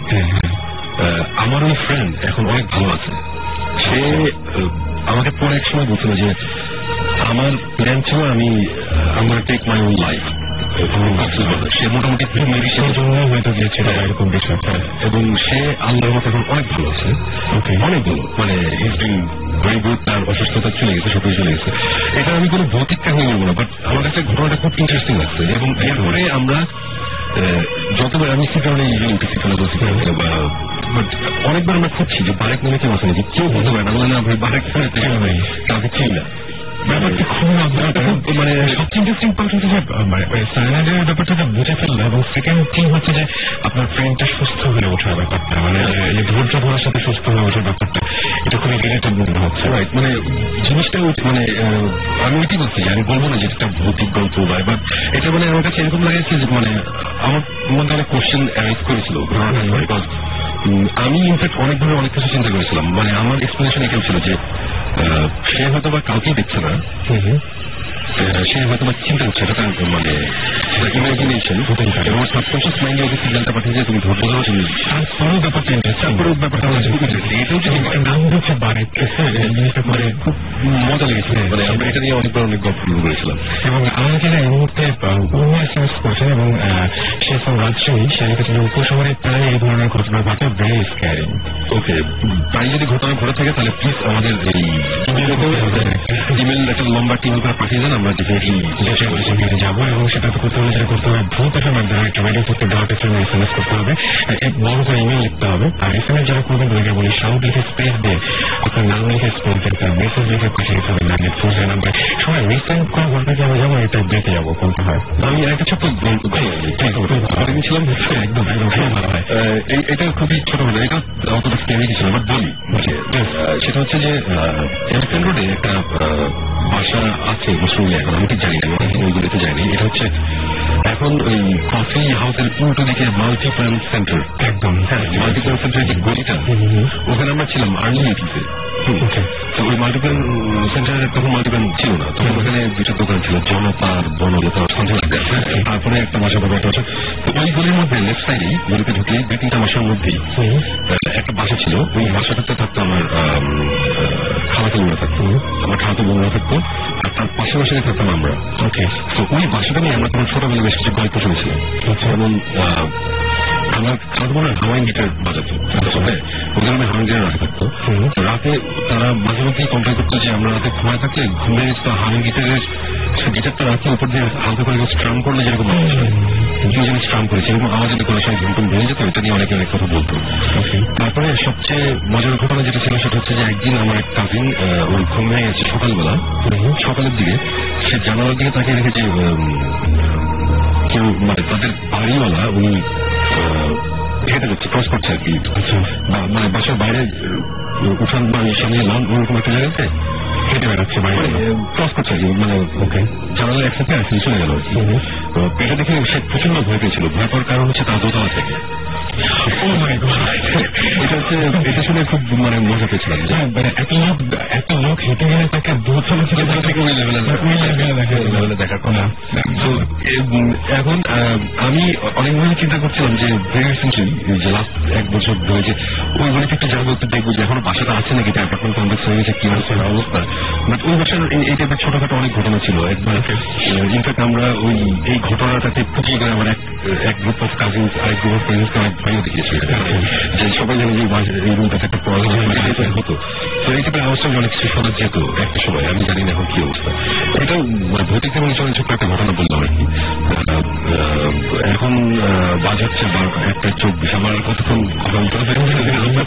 আমরা আরেকটা ঘটনা যাবো ওর কাছে ইনফ্যাক্ট আরো ঘটনা আছে সেগুলো আমরা যেতে পারি একটা ঘটনা সেটা হচ্ছে যে ও মাঝে মাঝে ফিল করে কিছু একটা এবং আপনারা যে আপনি বলছিলেন যে কেউ যাতে আমাকে হাত বোনায় ওই জিনিসটা একটু বলেন আসলে শুনি অর্পণ আমার আমি অর্পণকে বানিয়ে আসুন ওকে এটার ঘটনা ঘটা যখন আমি এটা ফার্স্ট ইয়ার ছিলাম তখন অ্যাকচুয়ালি হতো কি মানে তাড়াতাড়ি ঘুমিয়ে পড়তাম সারাদিন দৌড়াদৌড়ি কলেজে গেছি দৌড়াদৌড়ি করতাম বেশি তো ব্যাপারটা হচ্ছে কি মানে আমাদের বাসাটা বলি আমাদের বাসার মানে পোস্টাতে যে বাসাটা ছিল সেটার 3 দিকে মাঠ ছিল আর একদিকে কি মানে আমাদের বাসাটা ঠিক রাস্তার পাশে আমরা থাকতাম 3 তলাতে মানে আমার রুমটা ছিল একদম মানে নর্থ সাইডে তো ওখানে আমি থাকতাম জাস্ট আমি আমার আম্মু থাকতাম তো বাসার ছাদে আমার মানে কিছুদিন মানে এরকম হয়েছে যে মানে খুব কম একটা ব্যাপার যে বাসার ছাদে কেন হাঁটতেছে এটা কোনো মানে অনেকে এরকম হয় বাট হাঁটতেছে কেউ মনে হয় মানে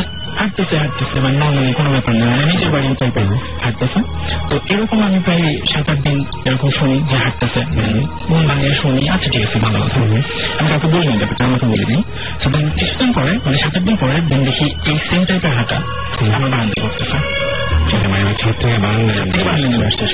মানে সে বারান্দায় হাঁটতেছে ওকে এরকম প্রায় 10-15 দিন গেছে মানে ওই জিনিস আমি বুঝতে পারি যে বারান্দায় হাঁটতেছে বাট আমার এই সাহসটুকু হয় না যে আমি উঠে যে কিছু বলি কি আপনি এটা বলি শোনো তো দেন তার প্রায় এই 15 দিন পরে তো দেন ঘুমে আসছি আমি আমার পশ্চিম সাইডে যে জানালা ছিল ওটা আমার অনেক খোলা থাকতো আমার ঠিক বিছানা ফ্লোরিং তার পাশে একটা সাইড টেবিল আমি ঘুমাইছি মানে ঘুম থেকে হঠাৎ করে আমার ঘুমটা ভেঙেছে ঘুমটা ভাঙার পরে আমি জাস্ট ফিল করি যে একটা মেবি মেয়ে এটা আমার শিওর, মানে আমি অ্যাকচুয়ালি তার অবয়বটা দেখছি, বাট কি বলো, বাট আমি বুঝতে পারিনি একটু কি, মানে তার চেহারা আমি কখনো বুঝতে পারিনি।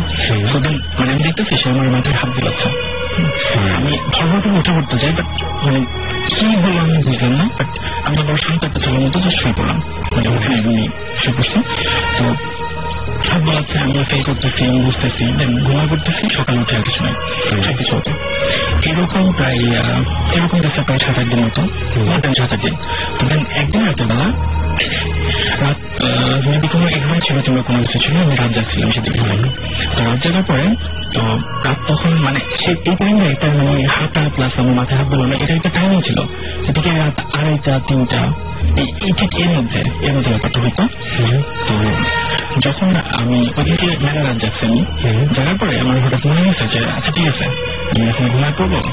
তার আগে আমি জাস্ট একটা মানে সিম্পল যেহেতু অভ্যাস ছিল সে সময়, তো আমি জাস্ট বারান্দায় তো যে আমি গ্রিলের সাথে হ্যান্ড দিয়ে আমার রুমের দিকে, মানে রুমের দিকে আমার মুখটা ছিল, তাহলে আমি করতেছি। তো আমার অর্ধেক আমি জাস্ট পিছন থেকে একটা টার্ন করি, আমি পিছন দিকে টার্ন করে দেখি আমাদের বাসাটা 3তলা প্লাস ফাঁকা মাঠ নেই।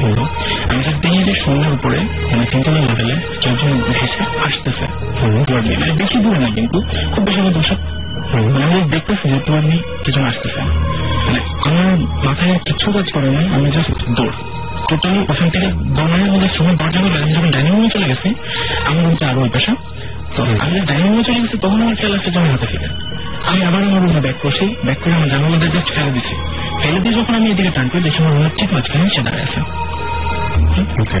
মানে রুমটা অন্ধকার ছিল না, রুমের লাইট অফ করা ছিল, একটা মানে বাথরুমের লাইটটা জ্বলতেছিল, হালকা আলো আসতেছিল এদিকে। তো আমি দেখতেছি সে আমার রুমের মাঝখানে দাঁড়িয়ে আছে, ঠিক আমি তার সামনে। এরকম আমি টোটালি হিপনোটাইজ ছিলাম যে আমি লড়তে পারতেছি না, কথা বলতে পারতেছি না। দেখার পরে আমি টোটালি মানে এতটা শখ ছিলাম, আমি কিছু বুঝতে পারছি এখন আমি কি করা উচিত। তো জানি না কিভাবে ওখান থেকে আমি মানে কি করছি, মানে আমার এতটুকু মনে আছে যে আমার পাশে টেবিল পড়ার টেবিল, তারপরে একটা ম্যাচ রাখছিল আমার। তো আমি জাস্ট আমি জানি না আমি কি করছিলাম বা কিভাবে করছিলাম, আমি জাস্ট ওখান থেকে একটা ম্যাচ করার আমি জ্বালাই ওখান থেকে ছোড়া মেরে আমি দৌড় দিচ্ছি আমার রুমে যেতে, যাই কাছাকাছি করে আমার এই হয়েছে দেখেন কি আসছি। তো আমরা তারপরের দিন আমাদের এলাকার হুজুর ছিল মসজিদের, তো উনি মারা গেছেন আর কি। তো উনি আসছিলেন, আসার পর উনি সবকিছু দেখেন রুম আর কি ক্লিয়ার করে বেঁধে দিচ্ছে, আমাকে একটা তাবিজও দিচ্ছে, তবে চানা হয়নি, আমরা দেখাতে পারতাম, আমাকে তাবিজটা দিচ্ছে। তাবিজটা ইউজ করছে নাকি? ইউজ বলতে কি আমি সাথে রাখি, অ্যাকচুয়ালি আমি রুমে রাখতে বলছি তাবিজটা, এটাই তুমি রুমে রাখিস সময় এখন রাখছো সেটা, এখন সেটা আছে। ওকে, তারপরে কি কোনো প্রবলেম হয়েছে? তারপরে চলে ধরনের কোনো প্রবলেম হয়নি। ওকে, আমি সবচেয়ে মনে বলছি যে আপনার যে আপনি আগের ঘটনার সাথে বন্ধু এবং সেকেন্ড ঘটনাটা প্রথম ঘটনার সাথে একটু মিল এবং সেকেন্ড ঘটনার সাথে একটু মিল পাওয়া গেল, সমন্বয় দুটো ঘটনার মধ্যে এটা মিল আছে, খুব অদ্ভুত ব্যাপার এটা। তো আমাকে দেখে যাই না, দেখে যাই তারপরে শেষ করে দেবো আমরা। আপনারা আমাদের SMS পাঠাতে পারেন। আমি বলি যে আমাদেরকে SMS করেছেন ইভেন ঢাকা, আমাদের SMS করেছেন GM Manoj, beauty, Rocky, Rezan, এছাড়া SMS করেছেন মাহাদি, SMS করেছেন তমা, টপ সিক্রেট, SMS করেছেন আলী, SMS করেছেন ভূত, SMS করেছেন মিলা, ডার্ক স্কাই, খোকা, এছাড়াও SMS করেছেন আমাকে ড্রাকুলার, নামটা কমায় ড্রাকুলার এখন বেশি করেছে। হ্যাঁ, নামগুলো হচ্ছে নামটা পুরোটা পড়লে খুব মজা পাবেন, সেটা হচ্ছে ড্রাকুলার জিগাতলা। জিগাতলা থেকে আর কি ড্রাকুলা করেছেন। এছাড়া এসএমএস করেছেন রাজু এবং রাজুর সঙ্গে থ্যাঙ্কস জানিয়েছেন, বলেছেন যে আপনার ফেসকে অনেক ধন্যবাদ জানিয়েছেন এবং তিনি একটা ঘটনা শেয়ার করতে চেয়েছিলেন, কিন্তু সেটা ছাড়া পাননি। আমরা যেটা আপনি ইমেল করেন আমাদেরকে ভূত এফএমে এখানে, এবং সুমন ভাইকে জানাতে সময় আপনাকে থ্যাঙ্কস জানিয়েছেন রাজুকে।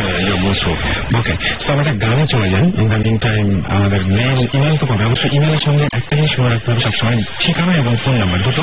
আর ঢাকার বাইরে যাওয়ার তাতে ইচ্ছা করে সাউন্ড ফাইল আমাদেরকে যেভাবে এখন পাঠাচ্ছেন আপনারা, এখন খুবই মানে কি বলবো সেই যুগ চলে এসছে, আমরা সাউন্ড ফাইল পাঠিয়ে দিতে পারি মেলে। তো সেভাবে আমরা বেশি উপকৃত হবো এবং আপনার মানে ঢাকার বাইরে যদি দরকার ফুল আমরা কিছু পাবো। তো আমরা একটা গান শুনে আসি।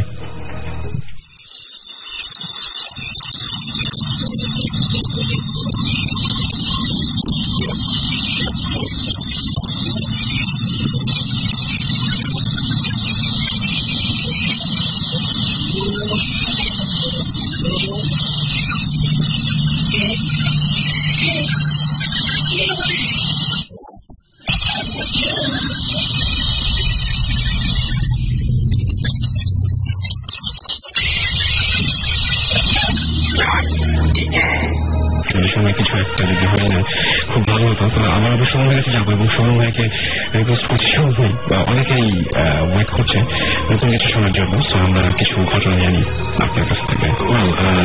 সেরকম কিছু নাই, বাট হ্যাঁ ঘটনা বলা যেতেই পারে। আচ্ছা, আমি একটা অনেকেই প্রথম শুনছি এখন, এখানে অনেকেই চিটাং থেকে অনেকে শুনছে, রাইট? তো আচ্ছা, যেমন চিটাং থেকে একটা বুক এসেছে। তো আমি কয়েকদিন আগে ইয়েতে গিয়েছিলাম, লাস্ট জানুয়ারি সুপারস্টার একটা শুটিং অর্চিরা একটা গিয়েছিল, পারফরমেন্স ছিল, সবাই গিয়েছিলাম আর কি আমরা। তো ওইখানে দুটো ছেলে এসেছে, আমার একদমই নাম তো মনে নেই, সরি, ওরা এখন শুনছে আমি মুসলিম ভূতের ঘটনা শুনে। ওরা ফয়েজ নিয়ে আমাকে কিছু ইন্টারেস্টিং ঘটনা বললো যে ওখানে কিছু কিছু জায়গা আছে খুব বেশ স্কেয়ারি, এবং অনেকে বলে যে কিছু কিছু জায়গায় নাকি মানুষ এই লেক থেকে নাকি মানুষ মারা যায় আর কি, এবং নাম নাকি উঠে না, এই টাইপের ঘটনা আমি শুনছিলাম। এবং একবার নাকি দুবাই টাইপের কোনো একজনকে নামানো হয়েছিল, সে নাকি উঠে তারপরে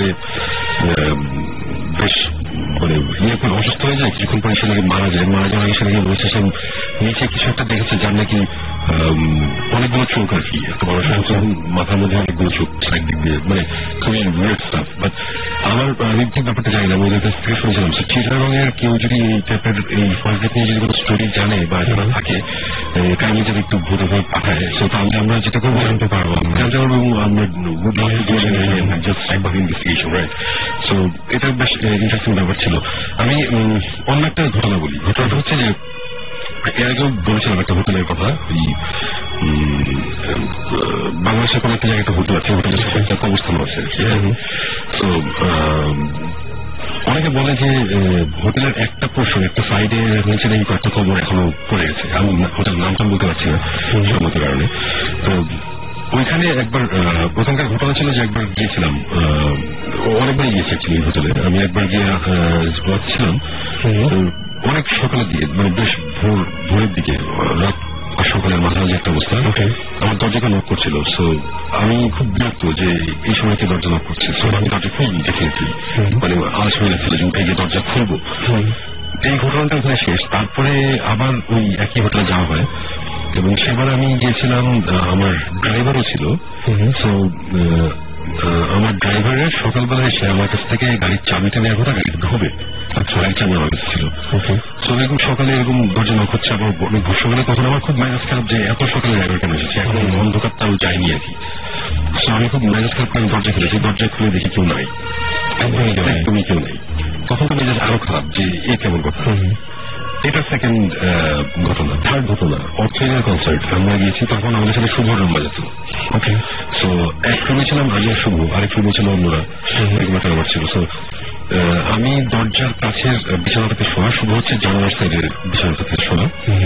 সো আমি দরজার দিকে মুখ ফিরে আমি শুয়েছি, ঘুমিয়েছিলাম। আমার মুখ থেকে ঘুমিয়ে গেছে, শুভ প্রচন্ড রকম কাশছে, ভয়ঙ্কর রকম কাশছে, তার কাশির আওয়াজ আমার ঘুমিয়ে যাচ্ছে। তা আমি জাস্ট চোখটা খুলে, শুভ আমার উল্টো দিকে, সো ওই সাইডের বিছানা আমি দেখতে পাচ্ছি না, আমার মুখ হচ্ছে দরজার দিকে। তা আমি আমার চোখ বন্ধ করলাম। তারপর শুভ দেখলাম যে মানে কাশির একটা ধরন থাকে আর কি, মানে ব্রঙ্কাইটিসের বাপ আর কি, এই টাইপের অবস্থা। মানে ও এরকম ভাবে কাশছে, আমি ভাবলাম দমটম বন্ধ হয়ে যাবে। আমি সাথে সাথে ঘুরলাম, একটু ভয় পেলাম কিছু হয়ে যাচ্ছে। ঘুরে দেখি যে শুভ ঘুমাচ্ছে, এবং মানে একেবারে শান্ত একটা ছেলের মতো সে ঘুম। আমি বললাম যে কি ব্যাপার, এই মাত্র আমি শুনলাম এই ঘুরে কাশছে, আর ওকে দেখে বোঝা যাচ্ছে না যে মানে কোনো মানুষ মানে স্বাভাবিক। এর আগের দিন রাতে 2টা বাজে আমাদের অনেক রাত কনসার্ট হয়েছিল, তো ওটা একটু ঘুমায় থাকার কথা। তো আমি এটা দেখে বললাম যে কি ব্যাপার, আমি ঘুমের মধ্যে আমি স্পষ্ট শুনছি যে কেউ কাশতেছে, এবং এটা শুভ না, এটা আমি বুঝতে পারছি। এটা আমার কাছে খুব ভালো লেগেছে। তারপরে পরের বারের ঘটনা, আমরা রুমের মধ্যে আছি, আমরা 3-4 জন ফ্রেন্ড গিয়েছিলাম সেবার, দুটো রুমের মধ্যে, একটা রুমের মধ্যে আমরা, একটা রুমের মধ্যে আরো কেউ, বাট আমরা একই রুমে বসে আড্ডা দিচ্ছিলাম, আমরা গল্প করছি। আমার তখন ওই যে একটা কেমন জানি কি জানি একটা ভালো লাগছে না, কি ঢুকে যেটা ফিল করেন, এটা হচ্ছে ওইবার সব ঠিক ছিল। মানে ওই রুমের মধ্যে ঢুকে আমার কাছে মানে খুবই অসুস্থ লাগছিল আর কি। আচ্ছা, তা আমি বলতেছি আমার ভালো লাগছে না, নর্দের যে আমি বলিনি যে আমার রুমটা খারাপ লাগছে, রুম আমার ভালো লাগছে না, এবার বলছি কি যে একটা মনে হচ্ছে সামথিং নট রাইট। ঠিক ওর মধ্যে হঠাৎ করে আমাদের মধ্যে যে ফ্রেন্ড ছিল, সে কল পেল একটা ঢাকা থেকে, ওর চাচা মারা গেছে। আচ্ছা, সাথে সাথে ওকে নিয়ে আমরা আবার স্টেশনে গিয়ে আমরা ইয়ে করে ওকে আবার বাসা দেওয়া আর কি। তো ও চলে গেল, তো আমরা খুব আপসেট যে এটা কি হলো, মারা গেল। আমরা আবার আমি যে গেছিলাম রুমে আবার আসলাম, এসে বসে আমরা অনেকক্ষণ গল্প টল্প করছি, আড্ডা দিচ্ছি। এরকম একটা সময় হঠাৎ করে এসিটা বন্ধ হয়ে গেল। আচ্ছা, এসি জাস্ট বন্ধ হয়ে গেল। তো অনেক সময় এসি ওই যে কাটা উঠতে উঠে যায়। তো আমরা আবার নিচে হোটেলে রিসেপশনে কল দিয়ে বললাম যে আমাদের এসিটা বন্ধ হয়ে গেছে, এসিটা নষ্ট একটু হাসপাতাল করতে। তো ওরা কিছুক্ষণ পরে আসলো, আসার পরে বললো যে এসি বন্ধ, কাজ করতেছে না। তখন ওরা আবার এসি অফ, যেটা অফ যেগুলো অফ করে যেমন করে সেম মডেল আমার বাসায় আছে, আমি ইউজ করি। সে আসে বুঝতেছে। আমি বললাম যে দেখো ভাই, আমি এসি চিনি, এখানে হোটেলে হবে না, তুমি দেখো কাটাও বুঝতে পারি। তা আমাদের মেসেজ খেতে হবে যে আমরা এসি কন্ট্রোল করতে যাই। সে আমাদের কোনো কথা শুনলো না, সে এসিটা অফ করে অন করে আমাদের একটা লোক চলে গেল, এসিটা তখন অন। আমি যে কি ব্যাপার, কি হলো, বলা যে না এটা তো ঠিকই ছিল, অফ করে অন করলে চলে গেল। তখন আমাদের মেসেজ খারাপ যে কি ব্যাপার, ভাবতেছে যে আমরা জানি না, জানি না চালাইতে পারে খুব একটা অবস্থা। ও চলে গেছে, তখন আমরা এটা নিয়ে কথা বলতেছি যে কি ওর এসিটা অফ ছিল কেন, অন হলো কেন। এখানে আমরা গল্প করতেছি, করতে করতে একটা সময় এসে তো আমরা ডিসিশন নিলাম যে আমরা এখন কোথাও অনেক ভূতের গল্প হচ্ছিল আর কি, তাদের এনভায়রনমেন্ট একটু এই হয়েছে। হঠাৎ করে একটা সময় খুব মানে ভয়ঙ্কর একটা মোমেন্টে হঠাৎ করে ইলেকট্রিসিটি চলে গেল। তখন ইলেকট্রিসিটিটা গেল এবং ইলেকট্রিসিটি যাওয়ার ঠিক আগ মুহূর্তে একটা বিশাল জোরে একটা বাজ পড়ার আওয়াজ এসে, তারপর ইলেকট্রিসিটিটা গেল আর কি। পরে আমি ভেরিফাই করেছিলাম যে চিটাং টাউনে দিন এই আওয়াজটা আমরা সবাই শুনছে আর কি, এত জোরে একটা বাজ পড়ছিল আর কি এই আশপাশে। তারপর ঘটনা হচ্ছে যে ওখান থেকে আমরা ইয়ে করলাম, যেখানে প্রায় আমরা ঘুরে চলে গেলাম, আমরা ঘুরছি। আমার রুমে আমি হচ্ছে ইয়ার সাইডে, জানালার সাইডের বিছানাটাতে, আমার আরেকটা ফ্রেন্ড হচ্ছে দরজার সাইডের বিছানার সাথে শুনেছি। হঠাৎ করে এটা সকালের দিকে হঠাৎ করে দরজা নক করলো। আমি হঠাৎ করে মানে আমি ওয়েট করছিলাম যে দরজা নক হবে, চোখটা বন্ধ করেছি, দরজাটা নক হলো এবং হওয়ার কয়েক সেকেন্ডের মধ্যে দরজাটা ঘুরালো আর কি, মানে ঘুরে দরজাটা খুলছে। আমি তখন ধরে গেছি যে এখন ওই রুমের পোলাপানরা আমাদের সাথে কিছু না। দরজাটা যখন খুলছে, খোলার সাথে সাথে এই জিনিসটা হচ্ছে কিন্তু কয়েক সেকেন্ডের মধ্যে আমি তখন লাফ দিয়ে উঠি আর কি। তাকে আমি লাফ দিয়ে উঠি, যখন আমি তাকাইছি তখন দরজাটা খুলছে আর কি, পুরোপুরি তখন খুলে নেই আর কি। মানে কেউ দরজাটা খুলে আমাকে একটা ধাক্কা দিয়ে যদি রুম থেকে সরে যায়, তাহলে আস্তে করে পাল্লাটা ফাঁকা হচ্ছে তখন খুলছে আর কি। ওর মধ্যে আমার ফ্রেন্ড শুনেছিল, আমার ফ্রেন্ডের উপর দিয়ে আমি লাফ দিয়ে উপর দিয়ে গিয়ে আমি জাস্ট ইতে গেলাম, ওই প্যাসেজে গেলাম এবং প্যাসেজে গিয়ে দেখি কেউ নাই। আমি জানি ওদের রুমটা আরো কয়েকটা রুম পরে, তারা এত দূরে মানে ওইখানে যদি আমার রুমে ঢুকতে চায় অ্যাটলিস্ট দৌড়াতে হবে, একটু হলেও দৌড়াতে হবেই এবং আমি আওয়াজ পাবোই। আমি খুবই কনসিয়াস ছিলাম আর কি যে আজকে আমি দেখবো দরজাকে ধাক্কায়, মানে এরকম একটা ব্যাপার ছিল আর কি। ওইটা দেখে তখন আমার কাছে একটু বিয়ের লাগলো, আমি দরজা বন্ধ করে চলে আসলাম।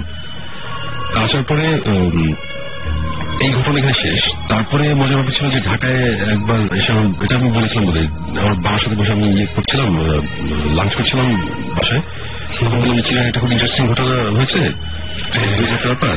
তো তখন বলে যে আচ্ছা ওই হোটেলে তোমার কি কোনো ইয়ে দরজা নকের আওয়াজ পেয়েছো?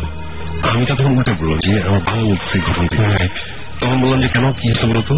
তখন বলে যে না, আমার বাবা ইঞ্জিনিয়ার, দুজন অনেক আগে পৃথিবীতে ছিল, তখন কলিগ বলেছেন যে রাত্রে ওরা ওখানে ছিল, তারপর দরজা নক করছিল এবং সে দরজা খোলার পর অ্যাকর্ডিং টু হিজ ফ্রেন্ড সে নাকি দেখেছে যে একটা মানুষ ভাবে দাঁড়িয়েছে, মাথা নিচে পা উপরে যোগ জায়গাও উল্টো করে এই প্যাসেজের মধ্যে দাঁড়ানো আর কি। ওটা দেখে সে খুব ভয় পায়, তারপর জিনিসপত্র নিয়ে বের হয়ে যাবে, ওটা থাকে না। এরকম একটা জিনিস শুনে আমাদের কাছে খুব মজা লেগেছে। ঘটনাটা অ্যাকচুয়ালি শেষ এখানে না, ঘটনা হচ্ছে যে এই ঘটনার পরে আমি সাকিব আর জিবাকে হোটেলে গিয়েছিলাম এই মাঝখানে। আচ্ছা, যাওয়ার পরে আমরা আমরা যেটা করেছি হোটেলের প্যাসেজের ওখানে একটা ইনফ্রারেড ক্যামেরা সেট করেছি, যেটা ডেফিনেটলি হোটেল অথরিটি জানে না, জানালে প্রবলেম। ওখানে একটা ইনফ্রারেড ক্যামেরা আমরা সেট করেছি। আর আমাদের রুমের ভিতরে যে রুমটাতে আমার মনে হচ্ছে যে একটু সমস্যা, তো ওই রুমের মধ্যে আমরা ছিলাম। বাট মানে ভেরি আনফর্চুনেটলি রুমটা আগের মতো নাই, মানে রুমটাতে আমরা যখন ঢুকলাম দেখলাম যে আগে একটা খুব মানে পুরোনো একটা কার্পেট ছিল, কার্পেট উঠে এখন তারা টাইলস বসিয়েছে, মানে রুমটাকে তারা রেনোভেট করেছে, একটু রুম বানিয়েছে। আচ্ছা, ঢোকার পরে আমার ম্যানেজ খারাপ, পুরো এই রুমটা মানে ফিরতে আসতেছে না, হচ্ছে না কি আমার। এনিওয়েজ আমরা রুমের মধ্যে আমরা ক্যামেরা বসে চলতেছে এরকম করতে করতে এইটা সকাল তখন হয়নি, ওরকম একটা সময় আমরা এই দরজার নক টাইপের আমরা একটা আওয়াজ পেয়েছি, এটা আমাদের দরজা না, কিন্তু আওয়াজটা পাওয়ার সাথে সাথে আমার ক্যামেরা থেকে আমরা তিনজনই দৌড়তে তখন বাইরেছি দেখার জন্য যে প্যাসেজে কে আছে।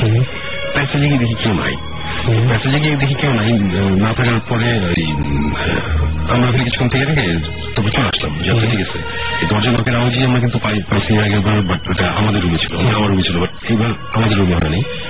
আমরা চলে আসছি, আসার পরে আমি সারা কাটা দিলাম, কিছুই হয়নি। আমরা বেশ ডিসঅ্যাপয়েন্টেড ছিলাম। বাট মজার ঘটনা হচ্ছে যে আমরা ঢাকায় আসার পরে আমাদের ওখানে একটা ইনফ্রারেড ক্যামেরা ছিল, আমি সেটাই বলছিলাম যে ওখানে কি আসলে ওই ক্যামেরাতে কিছু আসে নাই, আনফর্চুনেটলি কিচ্ছু আসে নাই, ওই ক্যামেরা আমাদের মনে আরো খারাপ ছিল। বাট মজার ঘটনা যেটা সেটা হচ্ছে যে আমাদের ঘরের মধ্যে একটা ক্যামেরা ছিল যেটা জিব্রানের হাতে, ওটাতে আমরা ওটা জিব্রান কখন হাতে রাখি কখনো টেবিলের মধ্যে চলতে থাকে। বাট আমরা ক্যামেরা সবসময় আমরা ট্যাগ করি, কখন হচ্ছে কোনো আওয়াজ হচ্ছে সব ট্যাগ করে যে আমরা ক্যামেরা অন রাখি, ইভিপি অন রাখি, হচ্ছে ওই যে একটা এক্সট্রা সাউন্ড রেকর্ড হয়, দেখা জিনিসটা। আমাদের ইভিপিটা তো রুমের মধ্যেই ছিল। তা আমরা অ্যাকচুয়ালি মজার ঘটনাটা হচ্ছে যে আমরা আসার পরে তো আমরা ভিডিও টিডিও অনেক ঘাটাঘাটি করেছি, আমি কিছু পাইনি। বাট আমরা যখন দৌড়ে যখন পাশের রুমে চলে গেছিলাম তখন ইভিপিতে একটা আওয়াজ এসছে, একটা আওয়াজটা কিছুটা এই টাইপের, কিছু একটা ঘষছে, মানে ঘষলে এরকম একটা শব্দ যে আমি এই টাইপের একটা আওয়াজটা কিসের আমার খোঁজা ছিল। ইভিপি তো আমরা যে টাইম ট্যাগ করি, ওই টাইম অনুযায়ী আমরা মোটামুটি যেটা বুঝলাম যে আমরা যখন দরজার নক শুনেছি আওয়াজটা কিন্তু পরে হয়েছে, তখন যে সময় আওয়াজটা হয়েছে ওই সময় আমরা রুমে ছিলাম না। আচ্ছা, আমাদের এক্সপ্লেনেশন হচ্ছে ইভিপিতে অনেক কিছু হতে পারে, বাট এই আওয়াজটা পরে আমরা আবার নতুন করে চিন্তা করলাম যে আমাদের বোধহয় আবার একটু ইনভেস্টিগেট করা উচিত। আমরা আমাদের ফুটেজ সঙ্গে বসলাম, আমার কাছে ফুটেজটা এখনো আছে, রাসুল তোমার বাসায় আমি দেখা হচ্ছে। ফুটেজটা মজার ব্যাপার হচ্ছে যে আমরা যখন রুমের মধ্যে ছিলাম তখন রুম থেকে যখন আমরা বাইরে হই, রুমে যখন ঢুকি, এর মধ্যে একটা রুমের মধ্যে ডিফারেন্স আছে। ডিফারেন্সটা হচ্ছে আমাদের জানালার যে সাইডে কনস্ট্যান্ট, মানে ওই জানালার পর্দা পুরোপুরি টানা ছিল, আমরা যখন আবার ব্যাক করেছি পুরো ভেটের মধ্যে আছে জানালার পর্দা 1 ফিট সরানো, 1 ফিটের মতন। ওকে, মানে যে মুহূর্তে আমরা প্যাসেজে গিয়েছি ওই প্যাসেজ থেকে যখন ব্যাক করেছি এর মধ্যে জানালার পর্দাটা কোনোভাবে 1 ফিটের মতো সরেছে, এবং এই ফুটেজটা পর্দাটা সরাত তো নাই। আমরা তিনজনে একসাথে ছিলাম, জিব্রান আমাদের পিছনে ছিল। আমরা যখন জিব্রানের ক্যামেরাটা দিয়ে যখন দৌড় দিয়েছে তখন পুরো আমাদের একটা 360 ক্যামেরাটা ছিল, ওখানে আমরা স্পষ্ট দেখেছি যে পর্দাটা যে হয়েছিল আমরা বের হয়ে গেলাম, জিব্রান আমাদের পিছনে, ক্যামেরার মধ্যে আমি আর সাকিব আছি, জিব্রান আছে, রাইট। আমরা ওখানে যাওয়ার পরে আমরা প্যাসেজে ঘুরে ঘুরে যখন আমরা ব্যাক করেছি তখন জিব্রান সামনে, ব্যাক করার সময় ঢোকার সময় তখন আমরা এই পর্দাটা আবার দেখেছি, মানে আমরা অনেক সময় লেগেছে বের করতে, ব্যাপারটা কি ওখানে পর্দাটা একটু সরানো। সো অ্যাকচুয়ালি এটা কি আমরা বলতে পারবো না, বাট এতটুকু বলতে পারি যে পর্দাটা সামহাও কোনো না কোনো ভাবে সরেছে, এটা একটা ভৌতিক এপিসোডে যেতে পারতো, বাট যাচ্ছে না, অত ইন্টারেস্টিং কিছু হয় নাই, যে কারণে আমি বললাম। বাট আমি এতটুকু বলবো যে আমরা কয়েকদিন আগে একটা গল্প বলেছিলাম যে একটা 28 মিনিট একটা বাসার রুমের ভিতরে কিছু আওয়াজ হয়, বাসাটা একটা অ্যাবান্ডেন্ট, ওই বাসায় আমরা গিয়েছিলাম, ওই রুমের মধ্যে আমরা ছিলাম, ওই রুমে একটা 28 মিনিটে কিছুই হয় নাই। বাট ওই রুম থেকে আমরা বের হওয়ার আগে সকালের আগে যখন আমরা আমাদের শুটিং প্যাক আপ করছি যে কিছুই হলো না, ওই সময় আমাদের ওখানে ইনফ্রারেড ক্যামেরা ছিল, ওখানে যেই ফুটেজ এসেছে জিনিসপত্র নড়াচড়ার, এটা একটা অ্যাবসার্ড ব্যাপার। এবং ওই ভিডিও ফুটেজ আমাদের কাছে আছে, ভৌতিক রিলিজ হওয়ার পরে আমি যে কাউকে চ্যালেঞ্জ করতে পারি আমাদের এই ফুটেজ দরকার হলে হলিউডের হাইটেক স্টুডিওতে নিয়ে গিয়ে ওরা প্রুফ করার চেষ্টা করবে যেটা ফেক, সেটা ফেক না।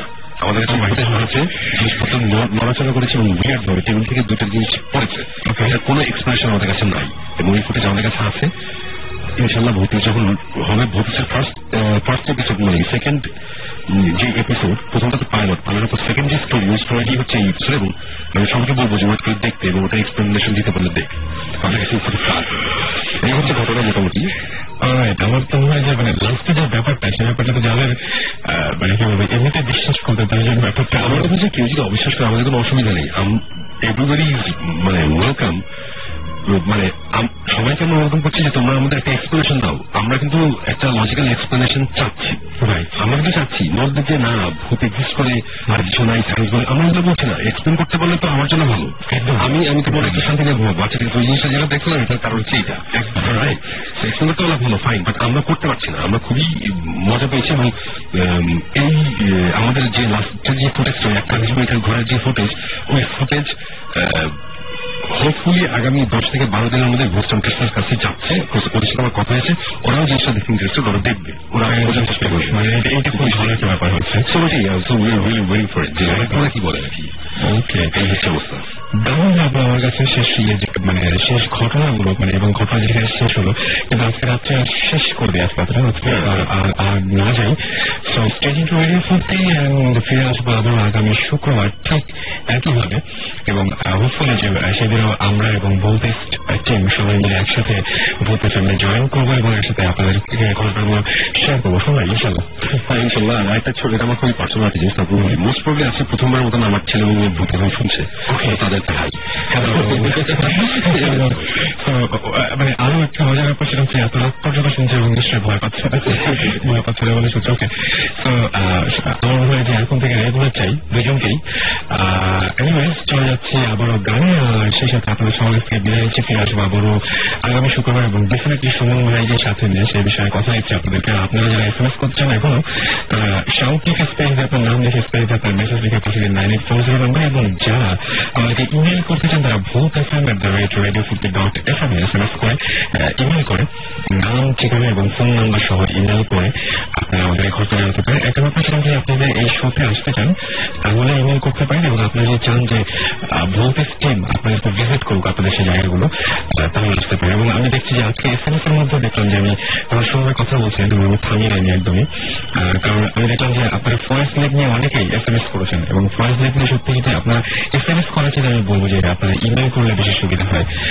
আপনাদের নেক্সট এপিসোডে আমরা ফরেস্ট লেকটা টার্গেট করি, আমরা ভিজিট করে তারপরে এগুলোর মতো একদম। তাহলে আমরা নেক্সট উইকে আমরা বেশি চাইবো যে ফরেস্ট লেক নিয়ে যদি কোনো ঘটনা থাকে তাহলে কেউ যদি ঢাকা আসতে চান অলওয়েজ ওয়েলকাম, যদি আমরা মানে আমরা শুধুমাত্র যে ওয়েলকাম জানতে পারি।